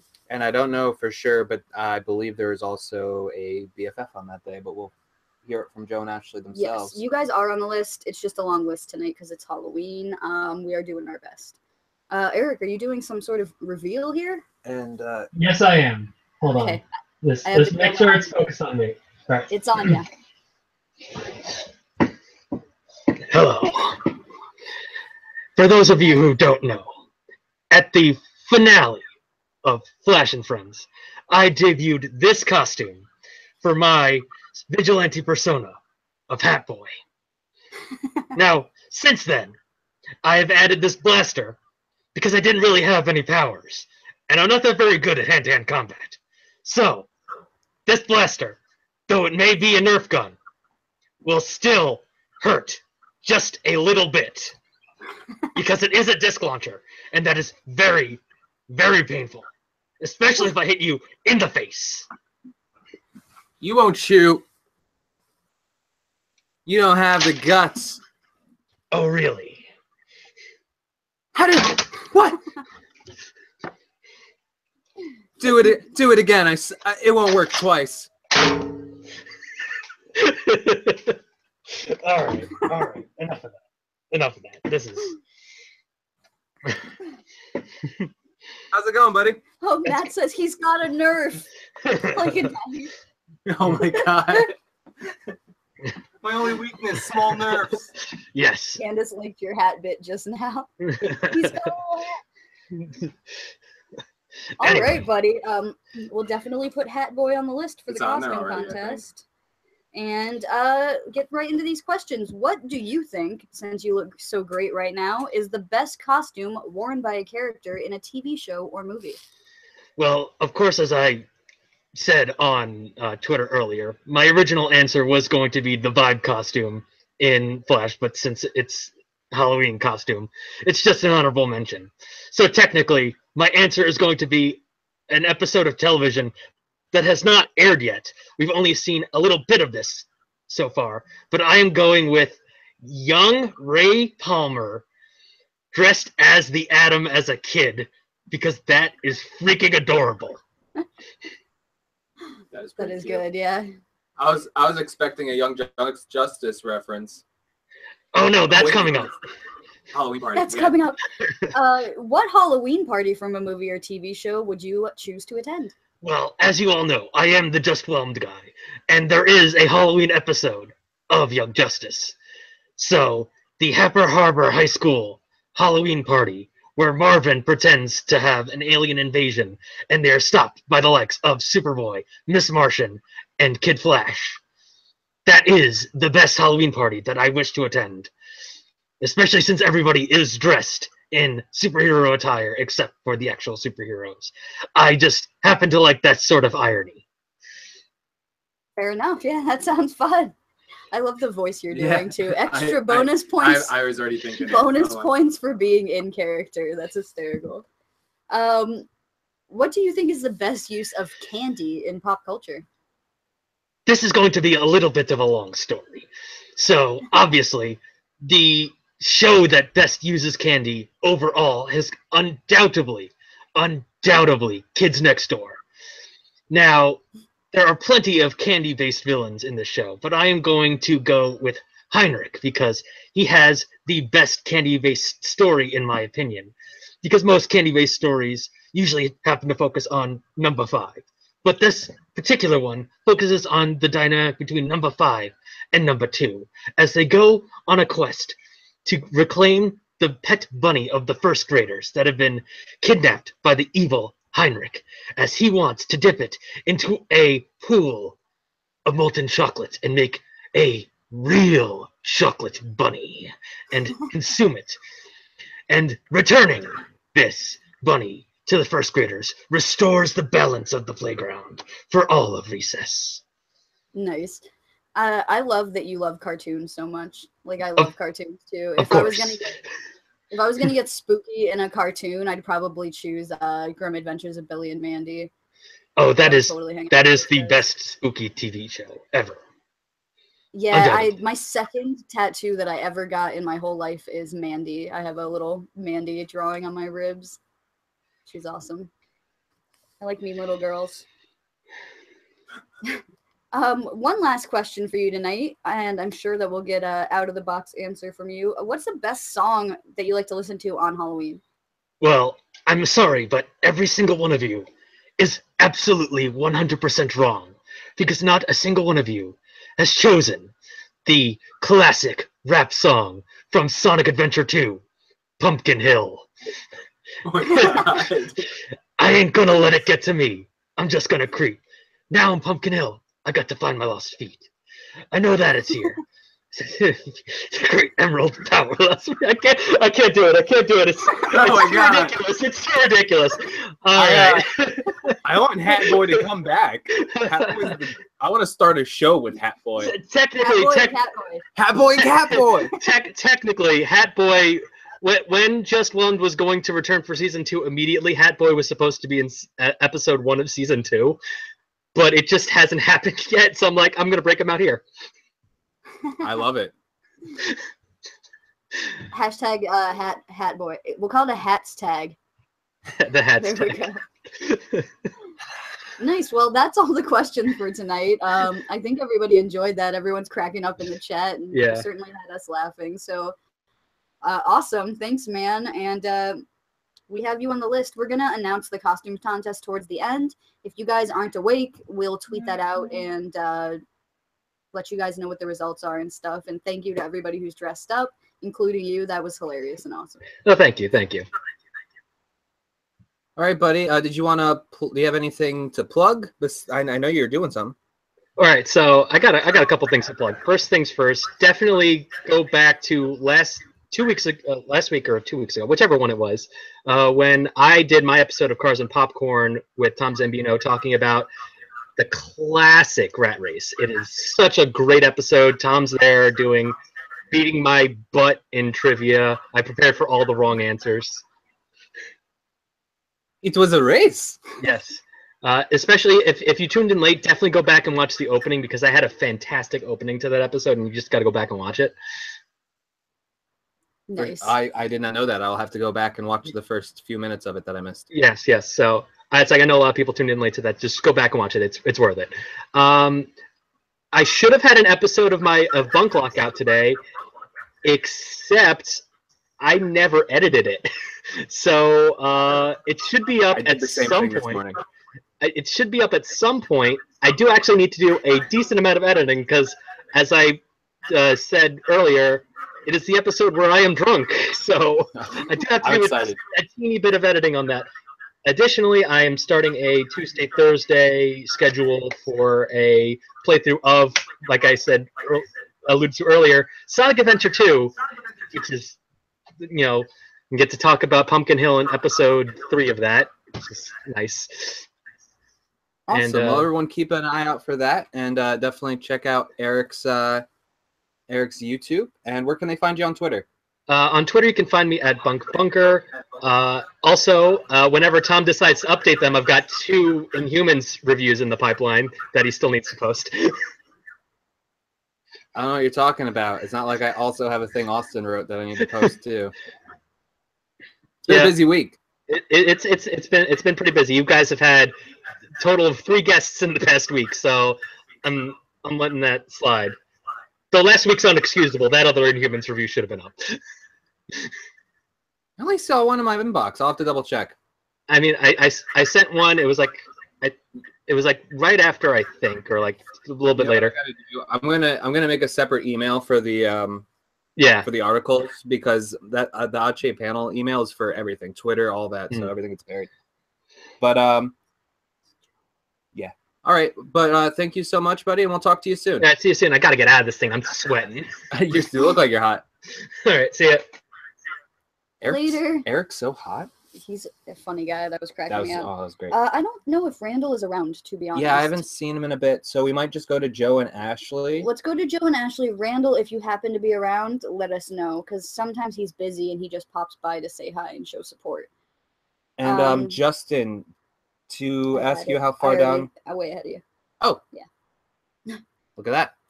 That's why there's 2 of us. Oh, no! See, I like this because it makes it look like I have more hair than I have. Stop it. So we're gonna call the Spicies, Mr. and Mrs. Spice, and then Matt, Fair Mongolia Matt. Are you calling in? Let us know in the chat. Because if so, you will be after Ashley and Joe, followed by Candace and Jason, then Mormo if he's still around, and then Justin.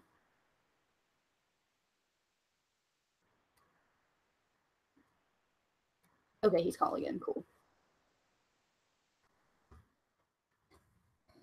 Yeah, Joe, now you're email doesn't pop up. So just go ahead and click that link. Shaving down your beard in a month or so, blasphemy, sir. I don't know how I feel about this.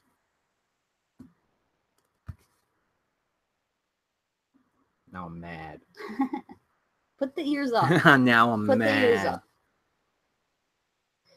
If you think that's hard, you should try balancing this thing on your head. Hello. Hi, everybody. How's it going? Can you hear us? I can. Can you hear us? We can hear you. Awesome. So we make sure we're trying out our. You guys look great. What are your costumes tonight? I am. I don't know. He's Eminem. I'm an average. An I'm an average average Joe. Mm-hmm. And Ashley? I am a flapper doll. Cute. Sweet. All right. All right. So, are you guys feeling spooky this Halloween season?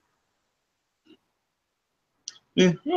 It's just there's a lot going on, so I'm just like so tired. It's one of those things where we're like, oh yeah, Halloween's tomorrow. Yeah, because we did a Halloween thing at our work a couple of Fridays ago, so I'm like, it hasn't even been Halloween yet. It feels like it should have already been Halloween. Right. Nice. All right. Well, hopefully we can get you back in the Halloween spirit with these questions. What do you guys think are the best costumes worn by a character in a TV show or movie? So I'm going to go with a group costume that's not actually a group costume, but it's the Belcher children from the episode of Bob's Burgers where they go to King's Head Island for the full bars. Tina is Edward Scissorhands. No, Luis is Edward Scissorhands. Tina is a mummy, or a mommy, as it were, with a little mummified doll as well. And Jean is Queen Latifah in her UNITY phase. Yeah. Yeah, that's a good thing because no one's really touched on it, but like Devil's Night is almost equally as famous as Halloween. Mm-hmm. And we get a lot of that in that episode with the teenagers terrorizing them. They do. Well, I mean, they go. I mean, it is Halloween when they're going out, but they do a hell hunt thing, which is the whole point, where it's like a group of teenagers tormenting the island's kids as they trick or treat, wearing terrifying masks and stuff. Yeah, I feel bad for them though after the what was it? Hot sauce in the underwear? Yes. They tricked them into skinny dipping and then put a bunch of Tabasco and hot sauce in their underwear. Holy crap. That's terrible. Well, they were the Talking bullies. about spicy. They were, oh God. All right. But you have. Yeah. I was gonna pick. I can't remember exactly which Treehouse of Horror it is, but it's like when Marge gathers all the children around and Bart's dressed up as Alex DeLarge. He has like the eyeliner, and it's I think he's even speaking with an accent. probably, and it is a really cool homage to that character. And everybody else said a lot of great stuff. It's like I'm gonna go Simpsons. Yeah, I always loved that because Alex DeLarge is really young in the story. He's supposed to be about like 16 years old. So it makes a lot of sense to me to have somebody like Bart, dressing up as this character, because there are some things that definitely those characters have in common. And I think the first time I dressed up like Alex DeLarge, I was maybe 16 years old too. So it's definitely like, it seems appropriate for him. Like I could definitely see Bart appreciating A Clockwork Orange. Yeah. Even though he's not well read as a character, I would still like the movie and stuff like that. Very cool. So I'm sure you guys are gonna have fun answers for this one. What Halloween party from a movie or TV show would you guys want to go to? You want to go first? You can go first. Okay. I would go to the Halloween party that Steve and Nancy go to and get some of that pure fuel. Pure fuel. No spoilers, though. Be careful. No. I had something to say about it, but we'll save that for Thursday. But there is a death at that party, but it's not that serious. But yeah, in general, it seemed like a fun 80s party. I mean, like homage to like every 80s party ever. We got to deal with Billy, but I'm not not Billy in the chat, of course. Billy, guy played by the Red Ranger Billy. The new king. Mullet Billy. With the weirdest mullet ever. So you're just saying you wanted to party, Joe? You just want to Party. Yeah.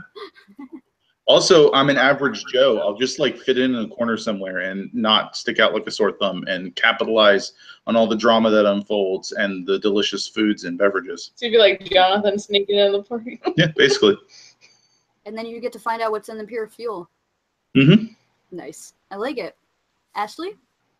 Oh man, I don't know, because like so many like Halloween parties, like y'all said, like end in bad things. Like the one from Community that's so awesome, but everybody gets zombified practically. Yeah, but it's fine afterwards, and you have that beautiful ABBA soundtrack. Yeah, but nobody remembers what happened. I don't know. I think I might just tag along with Joe and go to that party. Nice. I like the Karate Kid answer earlier too, because that looked like a fun party until the skeletons started beating up people.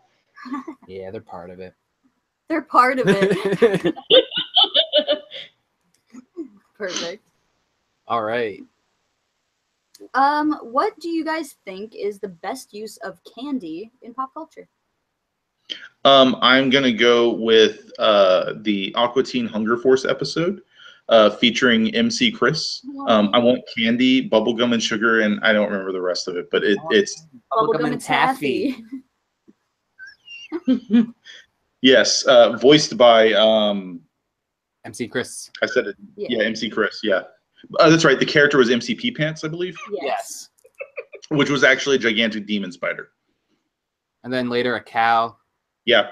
And then later, the movie is great. Have you seen the movie? I have, but we saw it I think we saw it in the theater. We saw it in the theater. And it was it's years ago, and we haven't seen it since. So you find MC Pee Pants down in hell, and like the devil's just making him do the "I Want Candy" song over and over again. Makes That would sense. be my brother. He loves that song. Like I've legit heard my brother just jamming out to that song, like unironically, just enjoying the crap out of it on his own. 2-1, 2-1. I think it's 652 Wharf Avenue. That's what it is. Oh man. Ashley? I like the lobby scene in like the beginning of that movie. It's like let's go to the lobby, but it's like the death metal version, and like if your kid is crying, we will destroy you. Like another great use of candy. It is. Actually, it's hilarious. I love that the Nachos is the drummer and that like the box of Snow Caps is like the guitarist and he's rocking out. I like Snow Caps. Delicious. Yeah, that was Mastodon who did that theme song and or the intro song, and that I watched that more than I watched the movie. Yeah. Totally. It's so good. And that's how I feel when I'm watching the movies.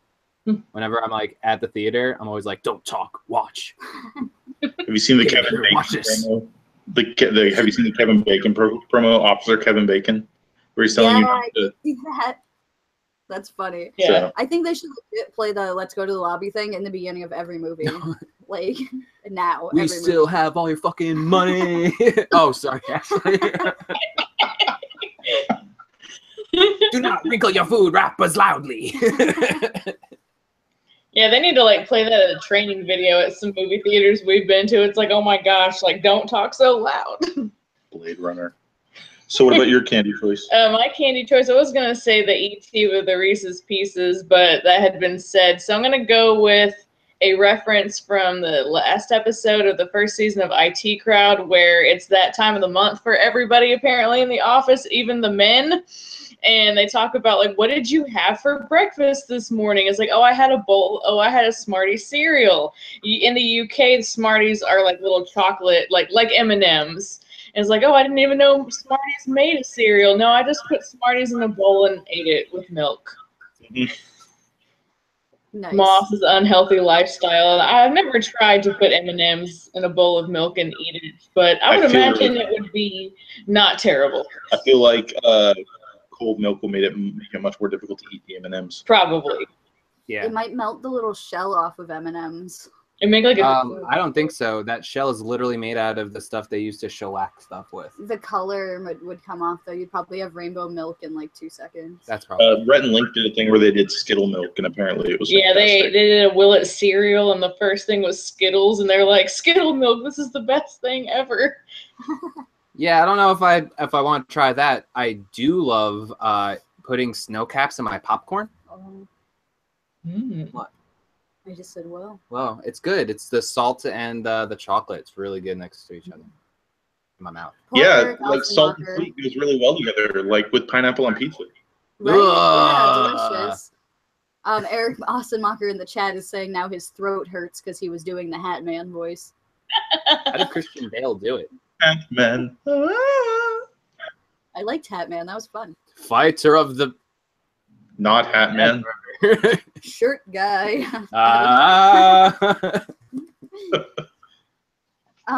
Okay, one more question. And now that Ashley is here, I am totally realizing I missed a great opportunity to talk about one of my favorite bands. So if she doesn't, I'm gonna. But what's the best song that you guys like to listen to around Halloween? Well, I'm gonna go with a little-known song from the star of TGS, Tracy Jordan, and this song is "Werewolf Bar Mitzvah." It's spooky, scary. It's about boys becoming men and then men becoming wolves. Ah, woo. From the show 30 Rock. It was his novelty Halloween song. I like how you that was also to do a pop culture one, even though it wasn't a requirement for the question. Bonus points.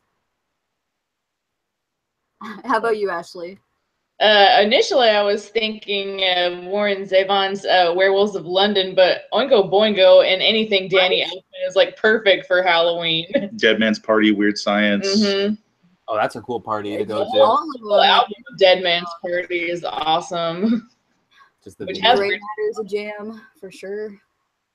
But yeah, I'm like, why didn't I think about that? And then the second I see Ashley, I'm like, oh yeah, Oingo Boingo. I totally should have said that. Nice. But Oingo Boingo is for every day, not just Halloween. I liked the little bit of Oingo Boingo in Stranger Things too. That was fun. Yes, that was awesome. I was like, it was I know that. Perfectly. I know that song. The second like the music started, I'm like, oh yeah, nice. Like before the lyrics even went. Yes. I was excited. Did you guys have anything that you wanted to plug really quick before we let you guys go? Yesterday we finished our ROM 2064 playthrough, which was an intense final couple of chapters. So scary. Yeah, Decker was terrifying. But the coolest part about it is the creators of the game stopped in for a while. And that was just awesome. And they were throwing trivia at us and trying to help us through certain things like, hey, if you have the milk. It's like, crap, we already used the milk. But, you can get a new milk, apparently. You can.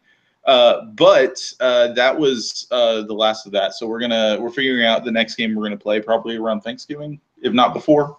Yeah. We don't know yet. Yeah, we don't know what it'll be, but that's the next time that we have free time. Copious amounts.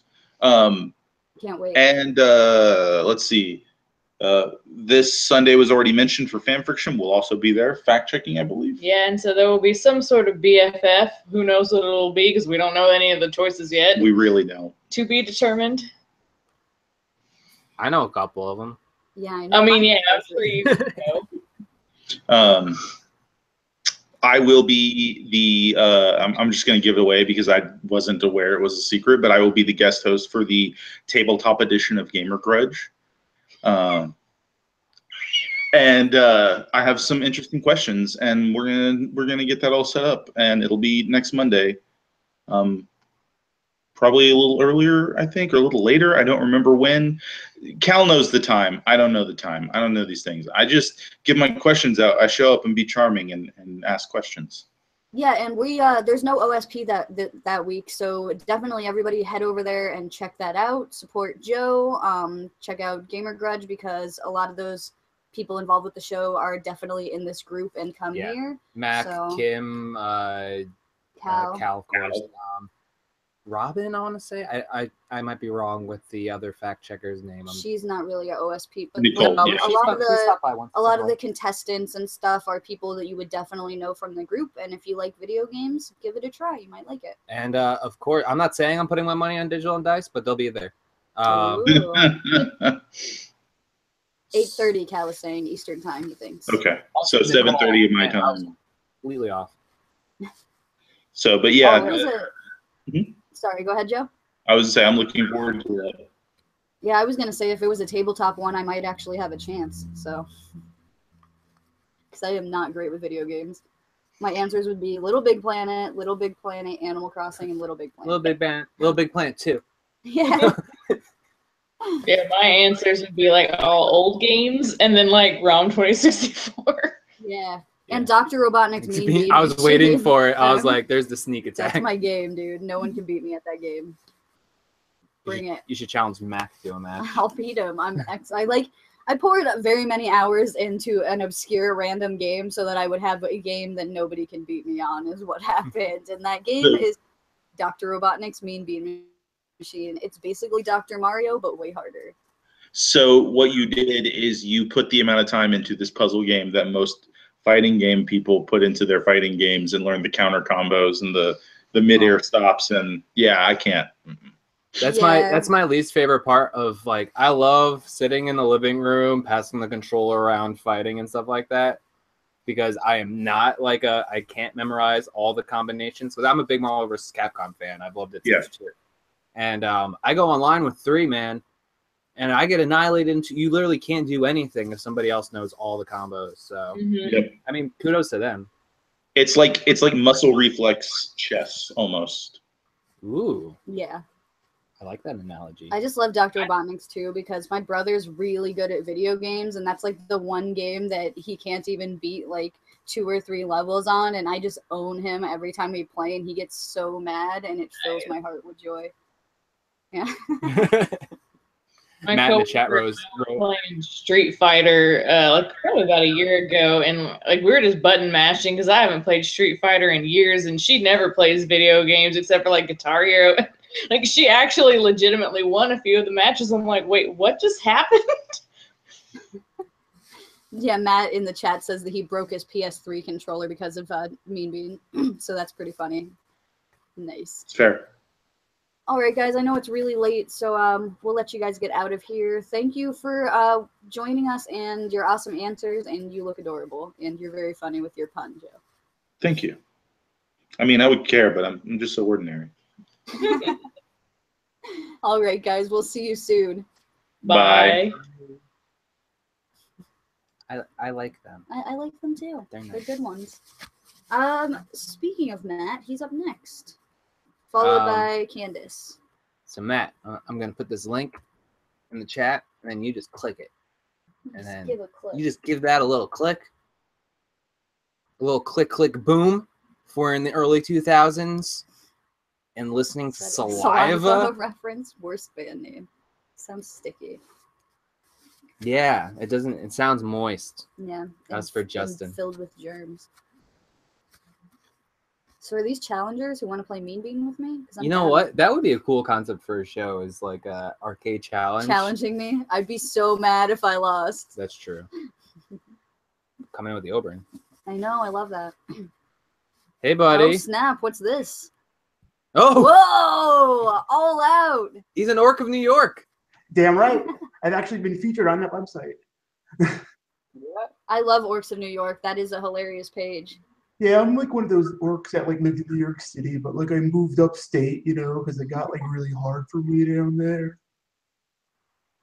Free range orc. Yeah, pretty much. We should have got more prizes. I like the Yeah, chain the link septum, nose like- ring. Yeah.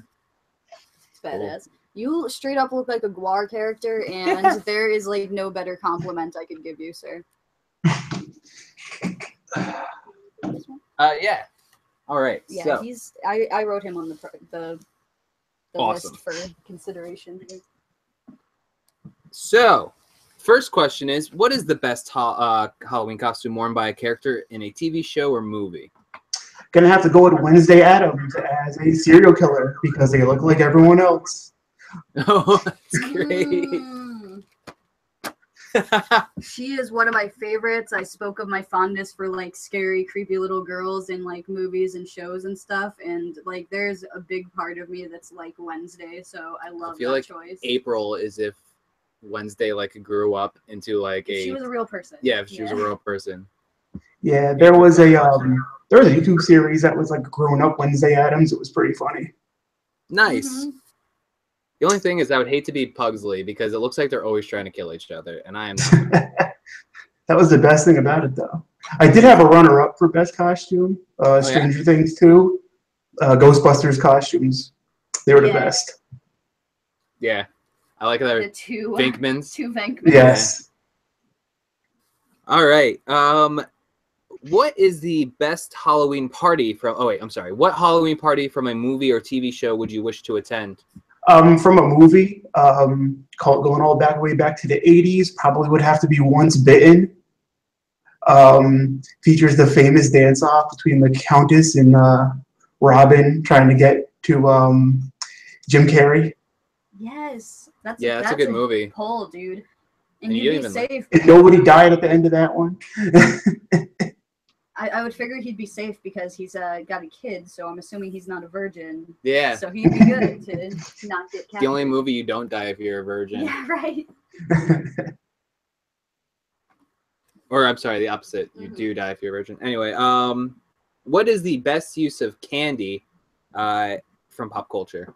I was thinking about this one, and it would have to be a throwback to Hocus Pocus. When when they're all in the devil's house, and he's giving out Clark bars to him, and she's like, a chocolate-covered version of a man named Clark. And then she's eating it, and she's like, oh, it's candy. I thought that was a really good one. And a throwback, it may not be candy, but the cursed pie from Thinner. Oh my gosh.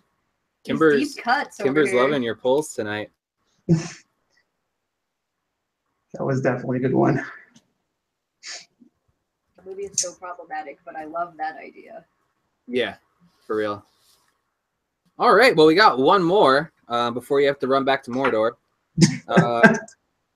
What is the best song to listen to on Halloween? Okay, it's actually an album, and it's really obscure. I used to listen to it all the time when I was a kid on Halloween. I still do. It is a musical version of War of the Worlds, and it was done during the 70s. I don't know if you know who Richard Burton is. He was a famous actor during that time. But he voices the narrator, and they actually still do a live action stage version of the orchestral version of it, and they do kind of like the holographic head of Richard Burton because he passed away over in England.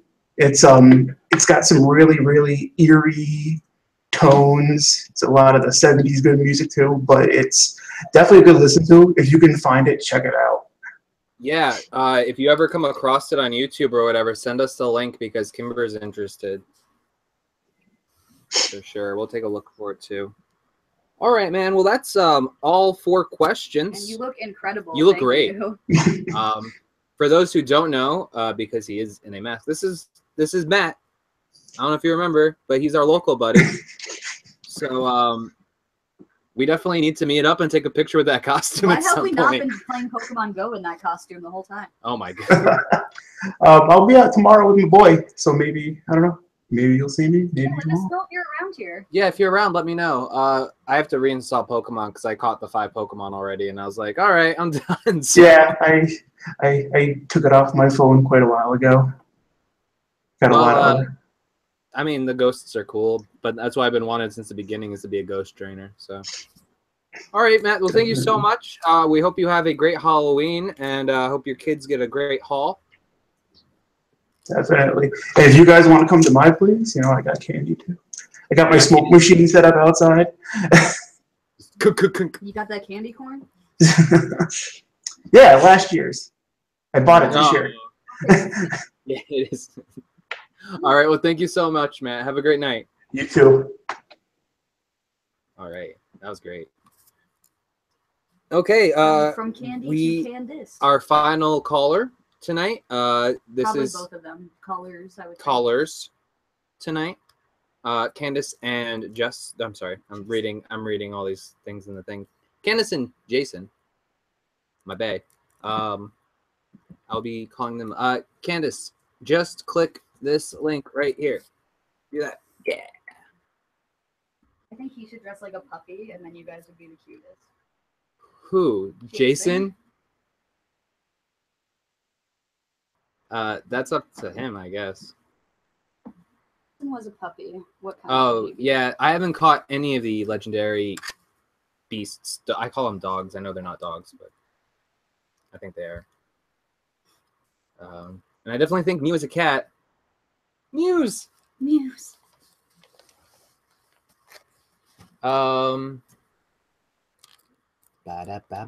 Jared was excited to hear that you were sacrificed to Guar.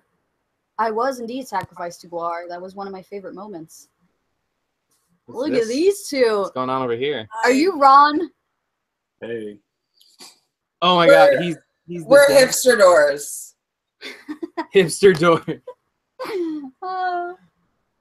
We are gonna have such a hard time picking. Yeah, who we won had the some good contest ones tonight. This is so funny. We've got props. We've got Crookshanks back here, sorta. Not really trying to be on camera at all. Hey. Hey. Hey. It's Billy Armus. No. Doesn't care. Biggest hipster. She's like, I don't even care right now. I legit think we need to go get another prize because I don't know. this is hard. I'm gonna go look for stuff in their house to give away. How are you? You look great, by the way. Good. Thanks. So do you guys. Not That's nearly as wonderful. good as you. I was gonna say that hat show was pretty much everything. I really needed that. Those are all Kimber's hats. I stole them. Yeah. He's like, where are the hats? So I'm whispering, closet.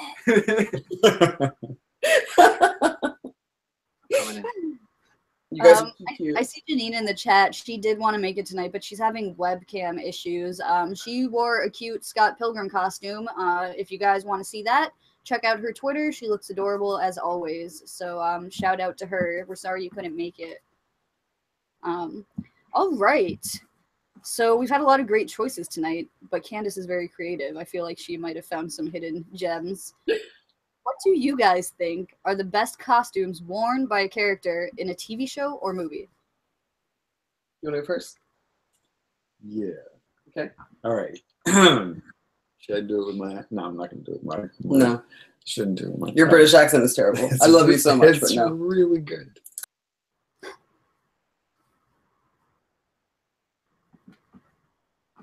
Oh, can you turn just a second? The volume went dead. Try again. No, What is going on? it's a glitch with the thing. If you have to take your. Sorry guys, 1 second. It's Hangouts. Returning them up. Is that what you're doing? Yes. Okay, you have to like click Okay, off of it before now you try. close the window. Can you hear us? Yes. Awesome. Go for it. All right. So the New Girl episode where the entire cast dresses up like the people from the O.J. Simpson show. Oh my god. I mean, Kimber, I know you can agree with me. Winston is the best, but I cannot agree with you on that. but Absolutely not. but like Cece takes the case as Judge Ito, man. Like she kills I like. case. Cake. She takes the cake. Sorry, She is a beautiful woman. She is a beautiful woman. but she makes a handsome Judge Ito. Is what I'm saying. Like just New girl. Tom's like, I don't know what this is. What show is this? well, listen. I was originally gonna say Karate Kid shower costume because it's just. I mean, that's just like putting together a last minute costume like that was just awesome. But a lot of people said that Karate Kid tonight, so I went my runner up. For me, it's I know everyone's expecting me to go Buffy tonight, and I'm not going to disappoint. Charles, fear itself, sombrero.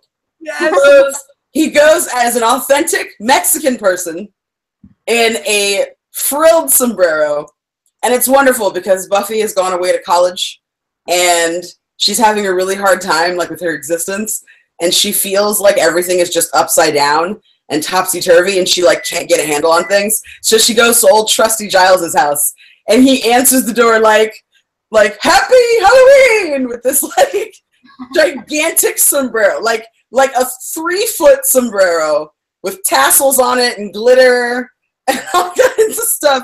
And he has a poncho, and she's just like, what the fuck is going on right now? It's one of the best reactions I've ever seen. Like, it's wonderful. Tom's winking. I said he should go bowling with us. He'd be set up for that strike. He would. When I go bowling, we have a tradition that if you get a strike, you got to do a Mexican hat dance. So that's what that reference is. And if you get a spare, you have to do the Yosemite Sam guns in the air. Absolutely. We went bowling a few weeks ago, and I was doing it. Jason knows I do it too. So People are like, in the chat, Janine says, "From Stranger Things to New Girl, Winston's can't get no love." It's true. True. True. It's not even fair, man. But we're Team Winston, so it's okay. Hardcore Team Winston. He always takes things too far. And that's the best. Why would you take things too far? Go big or don't go at all. Unless you don't go at all. That's the other problem. that's definitely one of my favorite Giles moments. But the best is when they see him sing for the first time. And they're Oh, like, yes. what's going on? They're so disturbed. I love it because the first time I saw it, I was like, Xander who? It's all about Giles now. Well, now again, it's all about Giles. Xander who? Oh, yeah. Fucking Xander who? Yeah. So bitter. Anyway. Cal's asking about the Winston thing on Stranger Things. You got to watch the show, bro. It's too new. I can't give spoilers. That's all I can say. Sorry about that. We're going to binge it starting probably this weekend. I don't know how quickly we're going to get through it. Yeah. Excellent. Well, I'm sorry that you guys will miss our recap, but it'll definitely be there to check out if you guys want to see what we had to say about it later. Definitely. I didn't want to wait too long because I know Yeah. people are itching to talk about it. Okay, question 2. Which Halloween party from a movie or TV show would you wish to attend? I have a question. Can I pick a music video? Sure. You can pick whatever you want. Okay. I'm going to pick Backstreet's Back. Yeah. That Halloween party looks hot as fuck. Everybody's having a rad time, right? Bomb ass costumes everywhere, coordinated dance moves. That's my number one pick. I think that the makeup in that video actually kind of holds up pretty well, except for Nick Carter, who looked like an idiot dressed as Yes. Xander. Yes, it's embarrassing. Cool like fish face stuff, like it still looks so good. I feel like they did that to him on purpose. Like how Justin Timberlake had to have that ramen hair for a while. Yeah. Like I feel like it was on purpose. They were like, you are clearly the pretty one in the group, so we need to tone this down, okay? Howie needs some love, so you're gonna be this ugly mummy, and you're just gonna have to love it. I think Howie was the werewolf. So Howie? Howie. Were you there the day at Hot Topic when Aaron Carter came in and gave me his number? Listen, the day that happened, the time that happened, I was at fucking Chick-fil-A getting waffle fries. That's where I was. I was on my goddamn lunch break. And when I came back, there was so much hubbub, and I missed all of it. That's what happened. I was telling him that story in the group, in the OSP group last night, and I was like, Candace can probably confirm. I wonder if she was there. I saw him leave. Yeah, Aaron Carter did in fact come to the Hot Topic I used to work at with Candace and bought like $600 worth of merchandise and then gave me his number. Like he hit on me and gave me his number, and it was like the funniest day. Then you called the number? I called the number and he had the weirdest answering machine I've ever heard. It was like, you've reached Aaron's phone. If you're a bill collector, hang up now. if you're a deranged fan that got this number somehow, hang up now. And then he had like 10 of those. It was so strange. Why does he have bill collectors? The Jimmy Neutron soundtrack should have paid out really well. It caught up to him now, I guess. Yes, it has. What kills me is when he's like, if you're a deranged fan, hang up now. How many deranged fans are like, all right. Well, all right. He doesn't want to talk to me. Well, he gave me the number, so. I didn't know if he was going to call me back, so I remember I bought the ringtone of That's How I Beat Shaq. And so I had it in case he ever called me back. Boom! Put it in the hoop like slam. Did you have a choice for that question, Jason? I did. Kind of lame. So in the early 90s, there was a Saved by the Bell episode, and it was a Halloween Saved by the Bell episode. And it was a Lisa Saved by the Bell episode, which I loved Lisa. She was my number one heartthrob. So what it was is I think she won like a prize or something like that, and she went on what was to be a murder mystery, but it wasn't a murder mystery. It turns out to be like a real murder. Spoiler. Oh God, what was the guy's name? Something Jameson III. He did it. He did it. Oh my God. Sorry. That Sorry. rat bastard. I go right to it, guys. This was 91. If you haven't seen it yet. Anyway. Hey, but here's the problem, right? Lisa episode. Well, no, this isn't the problem because I saw this and everybody sees a little Zach Morris in himself. So Zach Morris saves the day and he's like, I figured it out. I know who he is. And like Scooby's like the wig off of a woman and it happens to be Jameson the third guy. And Lisa's just looking at him like, oh. Fast forward, a couple seasons later, Lisa kisses Zach.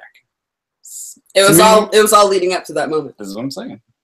So I love in movies when they try to Scooby-Doo people and it doesn't happen, or in shows. Oh, they pull in the hair and the guy's like, in Sherlock, there was like this one guy that John was like helping because he's a doctor, and he's like, "Oh, where'd you even get this beard and all that?" And he like tries to pull it off, but he's actually like, that's so funny to me. First off, I think I have a little Slater in me. Look, come on. And, I see a lot of Slater in you. Good God, look at those muscles. And you reminded me of the Halloween episode of The Office where they're doing the murder mystery, and oh my God, what's the old guy's name? Creed. Creed shows up covered in blood, and he had no idea what's going on. Then he ran away. There's been a murder. Okay, I'll be right back. He never comes back. I might be mixing two episodes, but yeah, I like how you guys. It's okay. I will remember it that way for the rest of time. Yes. Perfect. I think I'm mostly Screech. Unfortunately, I don't know if I have any Zach. I did see you putting ears on worms the other day, so. Fucking Right. So I know you're not gonna say E.T. So what was your favorite candy in pop culture? Do you want to go first? I have two, and I'm gonna be quick about it. That's his catchphrase. I have two. I'm gonna be quick about it. All right, first and foremost, Abba Zaba.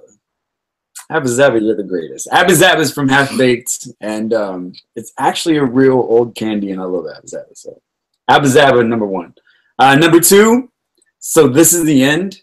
There's a Three Musketeers, and Danny fucking McBride eats that Three Musketeers when it's the last Three Musketeers, like in the house, like on Earth, actually. And that gets him kicked out the house, deservedly. So there you go. Two best uses of candy to me in a film: Abba Zaba, Three Musketeers. They were supposed to split it evenly among all of the survivors, and that did not happen. No, son of a bitch ate it. Well, that's I mean, that's not cool. Three Musketeers is delicious. Mm-hmm. I would be very upset as well. It's important. See, that's my problem. I don't even find it delicious. But if it was the last chocolate candy bar in the house, yeah, I'd still eat it. I've eaten plenty of bad chocolate. Can I just say, fun fact, person who eats the last chocolate in the house regularly, this guy. Because you never know what's going to be. This is All the time. All the time. I'll wake up in the morning, there'll be like little pieces of wrapper places. I'm like, what happened here? What are you talking about? You're kicked out. Is my candy bar on top of the refrigerator? Yes. I go up there. I'm like, I don't see it. Maybe if you check again after you come home from work, it'll be there. I'm like, oh. All right. At least he gets replacement candy. That's when he remembers. And then sometimes he waits to see if I notice that the candy is missing. And if I don't notice the candy is missing, it's not replaced. So like 6 months later, I'm like, didn't I have like a really delicious, fancy chocolate bar on top of the refrigerator? I opened that up like a month ago, and it went bad. It was bad. It was terrible. I threw it out. Had to. Terrible. Eric Osamacher in the chat with dropping Almond Joys is his favorite. I am with you, buddy. I love coconut. Delicious. That's what I'm a caramello girl myself. Those are good. See, what you got to do, Jason, is you got to get the replacement candy. But then, like, when she's least expecting it, like, you also have to get, like, some mochi or some shit. And then, like, you upgrade her a step, and she can't complain. Listen to this woman. She knows what she's talking about. I bought some green tea mochi just tonight for that same reason. See? There you go. Surprise. Hooray! Treats. Oh, my God. So many treats. Okay. My pick is Chocolate in The Witches. Also a Roald Dahl. Kind of creepy that Roald Dahl has a lot of books and movies about, well, books and subsequent movies about children being forced to eat chocolate or like horrible things happening to them with sweets. Like you got The Cake with Matilda we discussed earlier tonight. You've got Charlie and the Chocolate Factory. Kind of nefarious. Like what is he trying to say in the big picture? But whatever. The Witches, for me, I really love the idea of like the Grand High Witch. Like I feel like that's like some next level thinking there of like marketing chocolate to children that's secretly poisoned so that they'll turn into tiny mice and never be heard from again. I'm just like, that's a level of like fucking genius that I don't know that I can even get my head around it. Like that's just so awful and great. I'm just very impressed with her skills. Like she really thought outside the box on that one. I feel like we have to do an honorable mention just because nobody brought it up tonight, but chocolate frogs are the coolest idea. Like it's a living chocolate and it's lighthearted and fun. Yes. So yeah, I'm gonna give a shout out to chocolate frogs tonight. I also think there's a missed opportunity. Those witches could have turned those kids into newts and then had a like unlimited resource of newt eyes. Honestly, maybe when they remake that unnecessarily 10 years from now, that will be the storyline.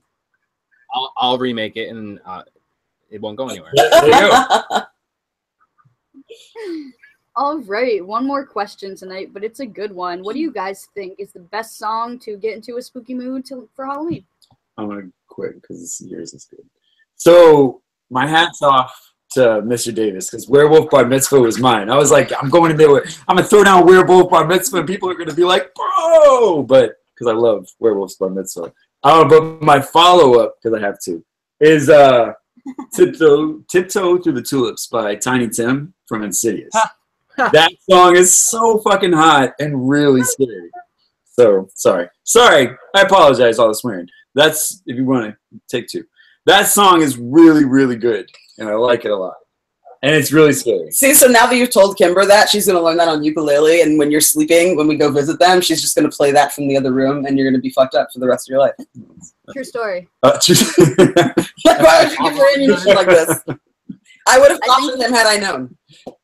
I think me and you should learn how to do the Bilbo Baggins Leonard Nimoy song on ukulele together.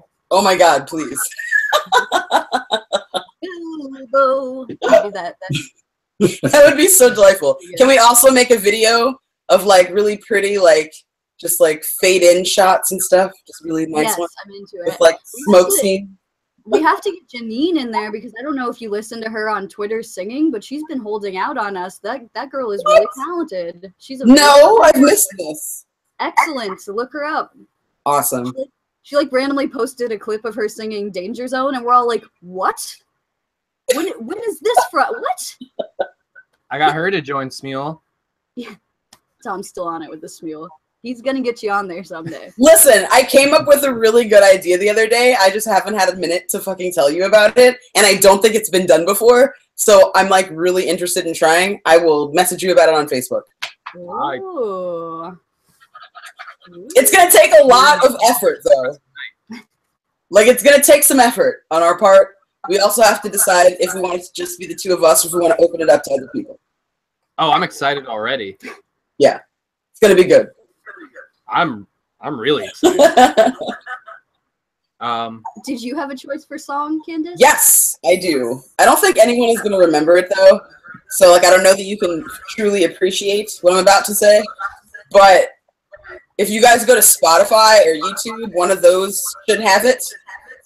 So back in the early 90s, there was a show called Tales from the Crypt. And the Crypt Keeper was obviously the host, right? And he released a single called This Is the Crypt Jam. And that shit is awesome.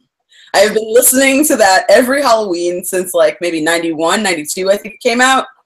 And it's just like, it's like a really guilty pleasure of mine. Like it's super 90s. Like it's super duper 90s and hilarious and cute and like tongue-in-cheek, but also really serious.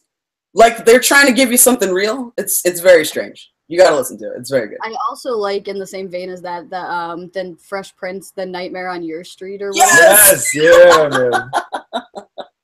That song is pretty dorky. I'm surprised it didn't come up. They used to play it at Hot Topic when we worked there too. Like, Yes, they did. playlist, we would hear it all the time. Oh my god, so good. Your follow-up is definitely an honorable mention. I'm sorry. I don't mean to be this you pick two person, but the one that I thought you were going to choose is awesome. I think it's so sad. What did you think I was gonna choose? Oh, the other one. Okay, so when I was choosing, Jason was like, "I know what song you picked," and I was like, "What song?" And he was like, "I Still Believe" from the Lost Boys, and I was like, "That is an excellent choice." However, that is my daily jam, and not just a Halloween jam. Nice. I don't know. That's like a Tuesday afternoon. I'm having a really shit time at work. I go down to the car and I fucking like pound that shit because it's awesome. Now, are you guys aware that Sean Astin is in the 2nd season of Stranger Things? Because No, what? Wow. Yes. Yes. I would be He's really like excited. his nerdy boyfriend, and it's the best thing. That's some serious business. I saw his name in the credits, and I was like, "What? Yes! Samwise Gamgee is on this season? I can't." Yes. So you're gonna enjoy it. It was excellent this season, really top notch. I feel like they would like have invited Corey Feldman to be on there. Like it would have been epic if he had like made a guest appearance. But he doesn't know how to behave himself. He does not know how to behave himself. Like he does not act, so they can't invite him anywhere. Have you ever seen his music video that's clearly like in Sean Astin's house? No. I'll send you it's a Corey Feldman his music. It's so bad. That sounds ridiculous. His dance moves though, like he's so awful. The hats on strings. Oh my god. He's in a public fight. I don't know if you guys have heard about it, but he's in a public battle with Corey Haim's mom. Like a serious, like no holds barred, super public, let's get down to the nitty gritty, really embarrassing public fight with her on like Twitter and shit. Like it's epic. Like it's terrible. Like it's really sad and it makes you like hurt inside, but it's also just fucking ridiculous. You gotta check it out. Wow. Yeah. Yeah. They've been fighting for like 3 years. Yes. In the chat, we had some love for anything Danzig for Halloween from Jared Josephs, and there's lots of talk going on, excitement about Sean Astin's appearance in Stranger Things 2. So I can't wait for you guys to watch. Really good. Yeah, he's one of my new favorites, so I like it. That's all the I questions. think Did you that's all wanna the work- questions. Do we want to huddle real quick? Yes. We're gonna decide on costume. Talk contest amongst stuff. yourselves. Yeah, tell them a story, Candace. Tell the crowd a story. I'm trying to think of what kind of story you guys would like to hear today. Spooky, but not too spooky. Save that for. Giving spooky Kim stories. Spooky stories. Well, no, because when Kimber and I get together, more ridiculous things happen than spooky things, really. I don't think Kimber and I have ever had a moment that's been, like, scary. I know that we've had, we've, like, gotten to, like, whenever Kim and I are in a car, there's always, like, a truck that comes out of nowhere and tries to, like, plow us off the road. That's not so awesome. No, but that's not really spooky. Not really spooky. Well, I imagine it's spooky in the moment. I can tell you this. I don't know that I actually have a ghost in my house, so I don't think that I would tell this one on Encrypted. But there were mysterious handprints left on my television a few weeks ago. But child-sized handprints. They look like they're for like maybe a 4-year-old. Yes, that's yeah. And like they were just like hanging out there one day. Like I was watching TV and I turned the TV off or the power went out or something happened and like it was the middle of the day and like the light was kind of like coming in. You know, you can see like the dust on your television. So there was like it's a full handprint. Yeah. Like it's like a thumb, 4 fingers, and like this part of the arm. Yeah. On the TV. Have you guys been watching Poltergeist? No. So yeah, and then like a couple days after that, there were some toys on a shelf, like these Yo Gabba Gabba toys Jason worked on. And, like, he came out and they were on the floor. And he was like, fuck, these are on the floor. So he picks them up and he puts them back. And then, like, he came back later on and they were on the floor again. And then when he came home a second time, I have this, like, little, like, toy, like, I have Adventure Time toys and, like, this little, like, what is it, Tokidoki? Yeah. Unicorn toy or whatever. And then all those were knocked down, like, the week after that. And like, yeah, you've been to the house, man. Like, there's toys everywhere. And, like, if a toy falls over, man, like, If a toy falls over, like it's I don't know, we know because we're just like our shit never falls over, so it's just pretty. It'd be kind of rad if it's haunted, but nothing terrible has happened. no. We think the ghost is happy that may or may not live here. Ghost is like finally some toys. Momo doesn't get freaked out or do anything weird. I mean, she looks at stuff that isn't there, which that's awful, but Yeah, my No. cat does too. She freaking stands in the kitchen and stares at the wall, and I'm like, can you stop? please. It's terrifying. I don't like it. Of course, I'm at work and You're like, I don't need to know where the ghosts are, okay? If you want to talk to them, but I don't need to know where they are. That's your business. Well, in less terrifying news, we have chosen the winners of this year's costume contest. Seriously, you guys were all great. It was really hard to choose. I wish I could choose everyone who dressed up. We might have to send some stickers or something to some runner-ups because really, like, there was some great stuff tonight. But the winners have been chosen. And the winner of Best Costume, receiving this lovely copy of The Fly with Jeff Goldblum. Do you want to do the honors? the bear of Mongolia himself, our resident orc. Yeah, like you looked amazing, man. Like that was clap track. Nice. That's awesome. We should just keep them on. So congratulations. We probably won't have to mail that one. We can probably give that to you tomorrow. Next up, with funniest costume, someone really made us laugh tonight and hurt their own throat a little bit, doing a voice and very original character that was all their own. So the recipient of Killer Clowns from Outer Space is going to go to Hat Boy himself, Eric Ossenmacher. So Eric, send us your address, and this one's for you. And then the winners. That's right. I said winners of funniest costume. Getting Young Frankenstein. It's you guys. Yeah, it's you guys. Woo! Yay! Hooray! Thank you. Like Who your do I wanna thank right now. hipster door. Thank you. So congratulations, all you guys. Thank and you we very will be getting to you as soon as possible. And thank you so much for participating. Thank you guys. We Thank love you. you. We love you. We'll talk soon. Tom's like, I don't know how to end the call. No, you hang up. Happy you birthday, hang Kimber, up. and happy Halloween. You too. Yes, you guys too. Have fun with whatever you do. And I know you're extra busy, but try not to be strangers. We miss you. We miss you too. Absolutely, man. Miss you guys a lot. Enjoy the rest of your night. We miss you. Man, is All it just right. me or is the eject button like super quicker? I think that they ejected themselves okay. actually, but congrats everybody who won. Woot woot to the Hogwarts dropouts. I don't know if he was in character. He was. when He had he to was be. like looking on He was his just like- phone and stuff. He was like Wingardium Levioso. Well, fucking hell. So I'll just Google it. yeah, we love you guys. This has been a really fun party. Once again, the Halloween parties are one of the highlights of the year at Odd Shape Channel, and we're really glad that so many people showed up and dressed up. Shout out to all of the people who are no longer in the chat here, but like Eric Monroe, his costume was great too. Oh yeah. We'll definitely have to try to send him something. And I loved Ashley and Joe. They were very funny as well, and Ashley looked really cute. And if I'm forgetting anybody who dressed up, I'm sorry. Let me look. Is there a list? Well, miss anyone? I mean, Morgan was. Morgan was not dressed up. Billy was wearing a Jughead hat. He was. I think that's pretty much everybody, but no, you guys are awesome. And I believe that you did win a prize last year for your adorable witch costume. She did, Yeah, I think. I and could be Billy wrong. won last year too. And as far as any other people who are waiting on prizes from us, we are getting them out. We're just trying to pay bills and pay for shipping at the same time. So we will get those out to you if you're watching this and you're like, they just give out prizes, but no, we're gonna send them to you. Don't worry. Yeah, because we owe Eric something. Yeah. Maybe we'll throw a little Yeah, extra that's what thing we'll in do. there for him when we send it. All right. Well, thank you so much again for joining us on Halloween. I think Kimber said everything. We hope you have a spooky night tomorrow.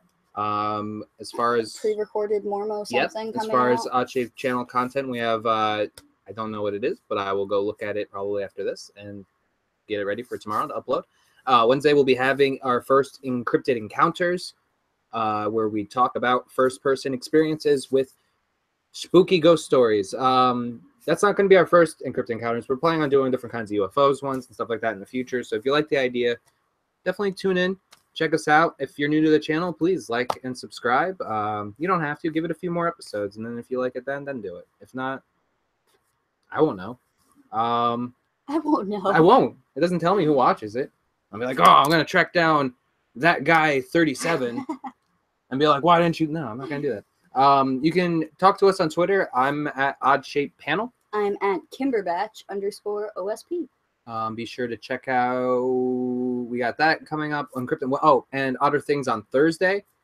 And then we also no Space Time Rewind this Friday because it's Halloween. It's super busy. Yeah. But we will be having the 11th Doctor highlight reel coming up soon. Yes, my favorite Doctor, Matt Smith. We're going to be doing a top 5 11th Doctor Matt Smith era moments. It's going to take me a little longer. There's a lot of show when we get into these doctors that had a longer run. Like 10 so and 11 I just want to make sure that we're prepared, but that's coming soon. You can catch me this weekend on the Tough channel, which I'm the champion of fan fiction currently, and I will be taking on Garrett McDowell and Jonathan Youngblood with special guest judge Alicia Malone in kind of stuff that she's interested fight. I can't give away anything more than that, but if you guys know Alicia, you know what she's into, and we're going to be fighting some stuff with that. Tough questions, should be a great time. And then you can catch me on Cars and Popcorn at 3 after that. And also keep an eye out for OS Plays that will be rotating throughout the week. We'll probably be rotating Randall and I's Pokemon Sapphire Nuzlocke, And as then, well as my Animal Crossing. So, yeah, check all that out. And thank you so much, Jared. It was fun, and thank you for joining us. You were a great guest. He knew all of the music stuffs. Yeah, it's awesome. So yeah, And Mavis was here. that's it, guys. Let's say goodbye to Mavis. Bye. She doesn't care. Don't take her. I don't know, guys. All right, Bye. guys. Bye. Stay I don't want to get this. spooky. Ooh.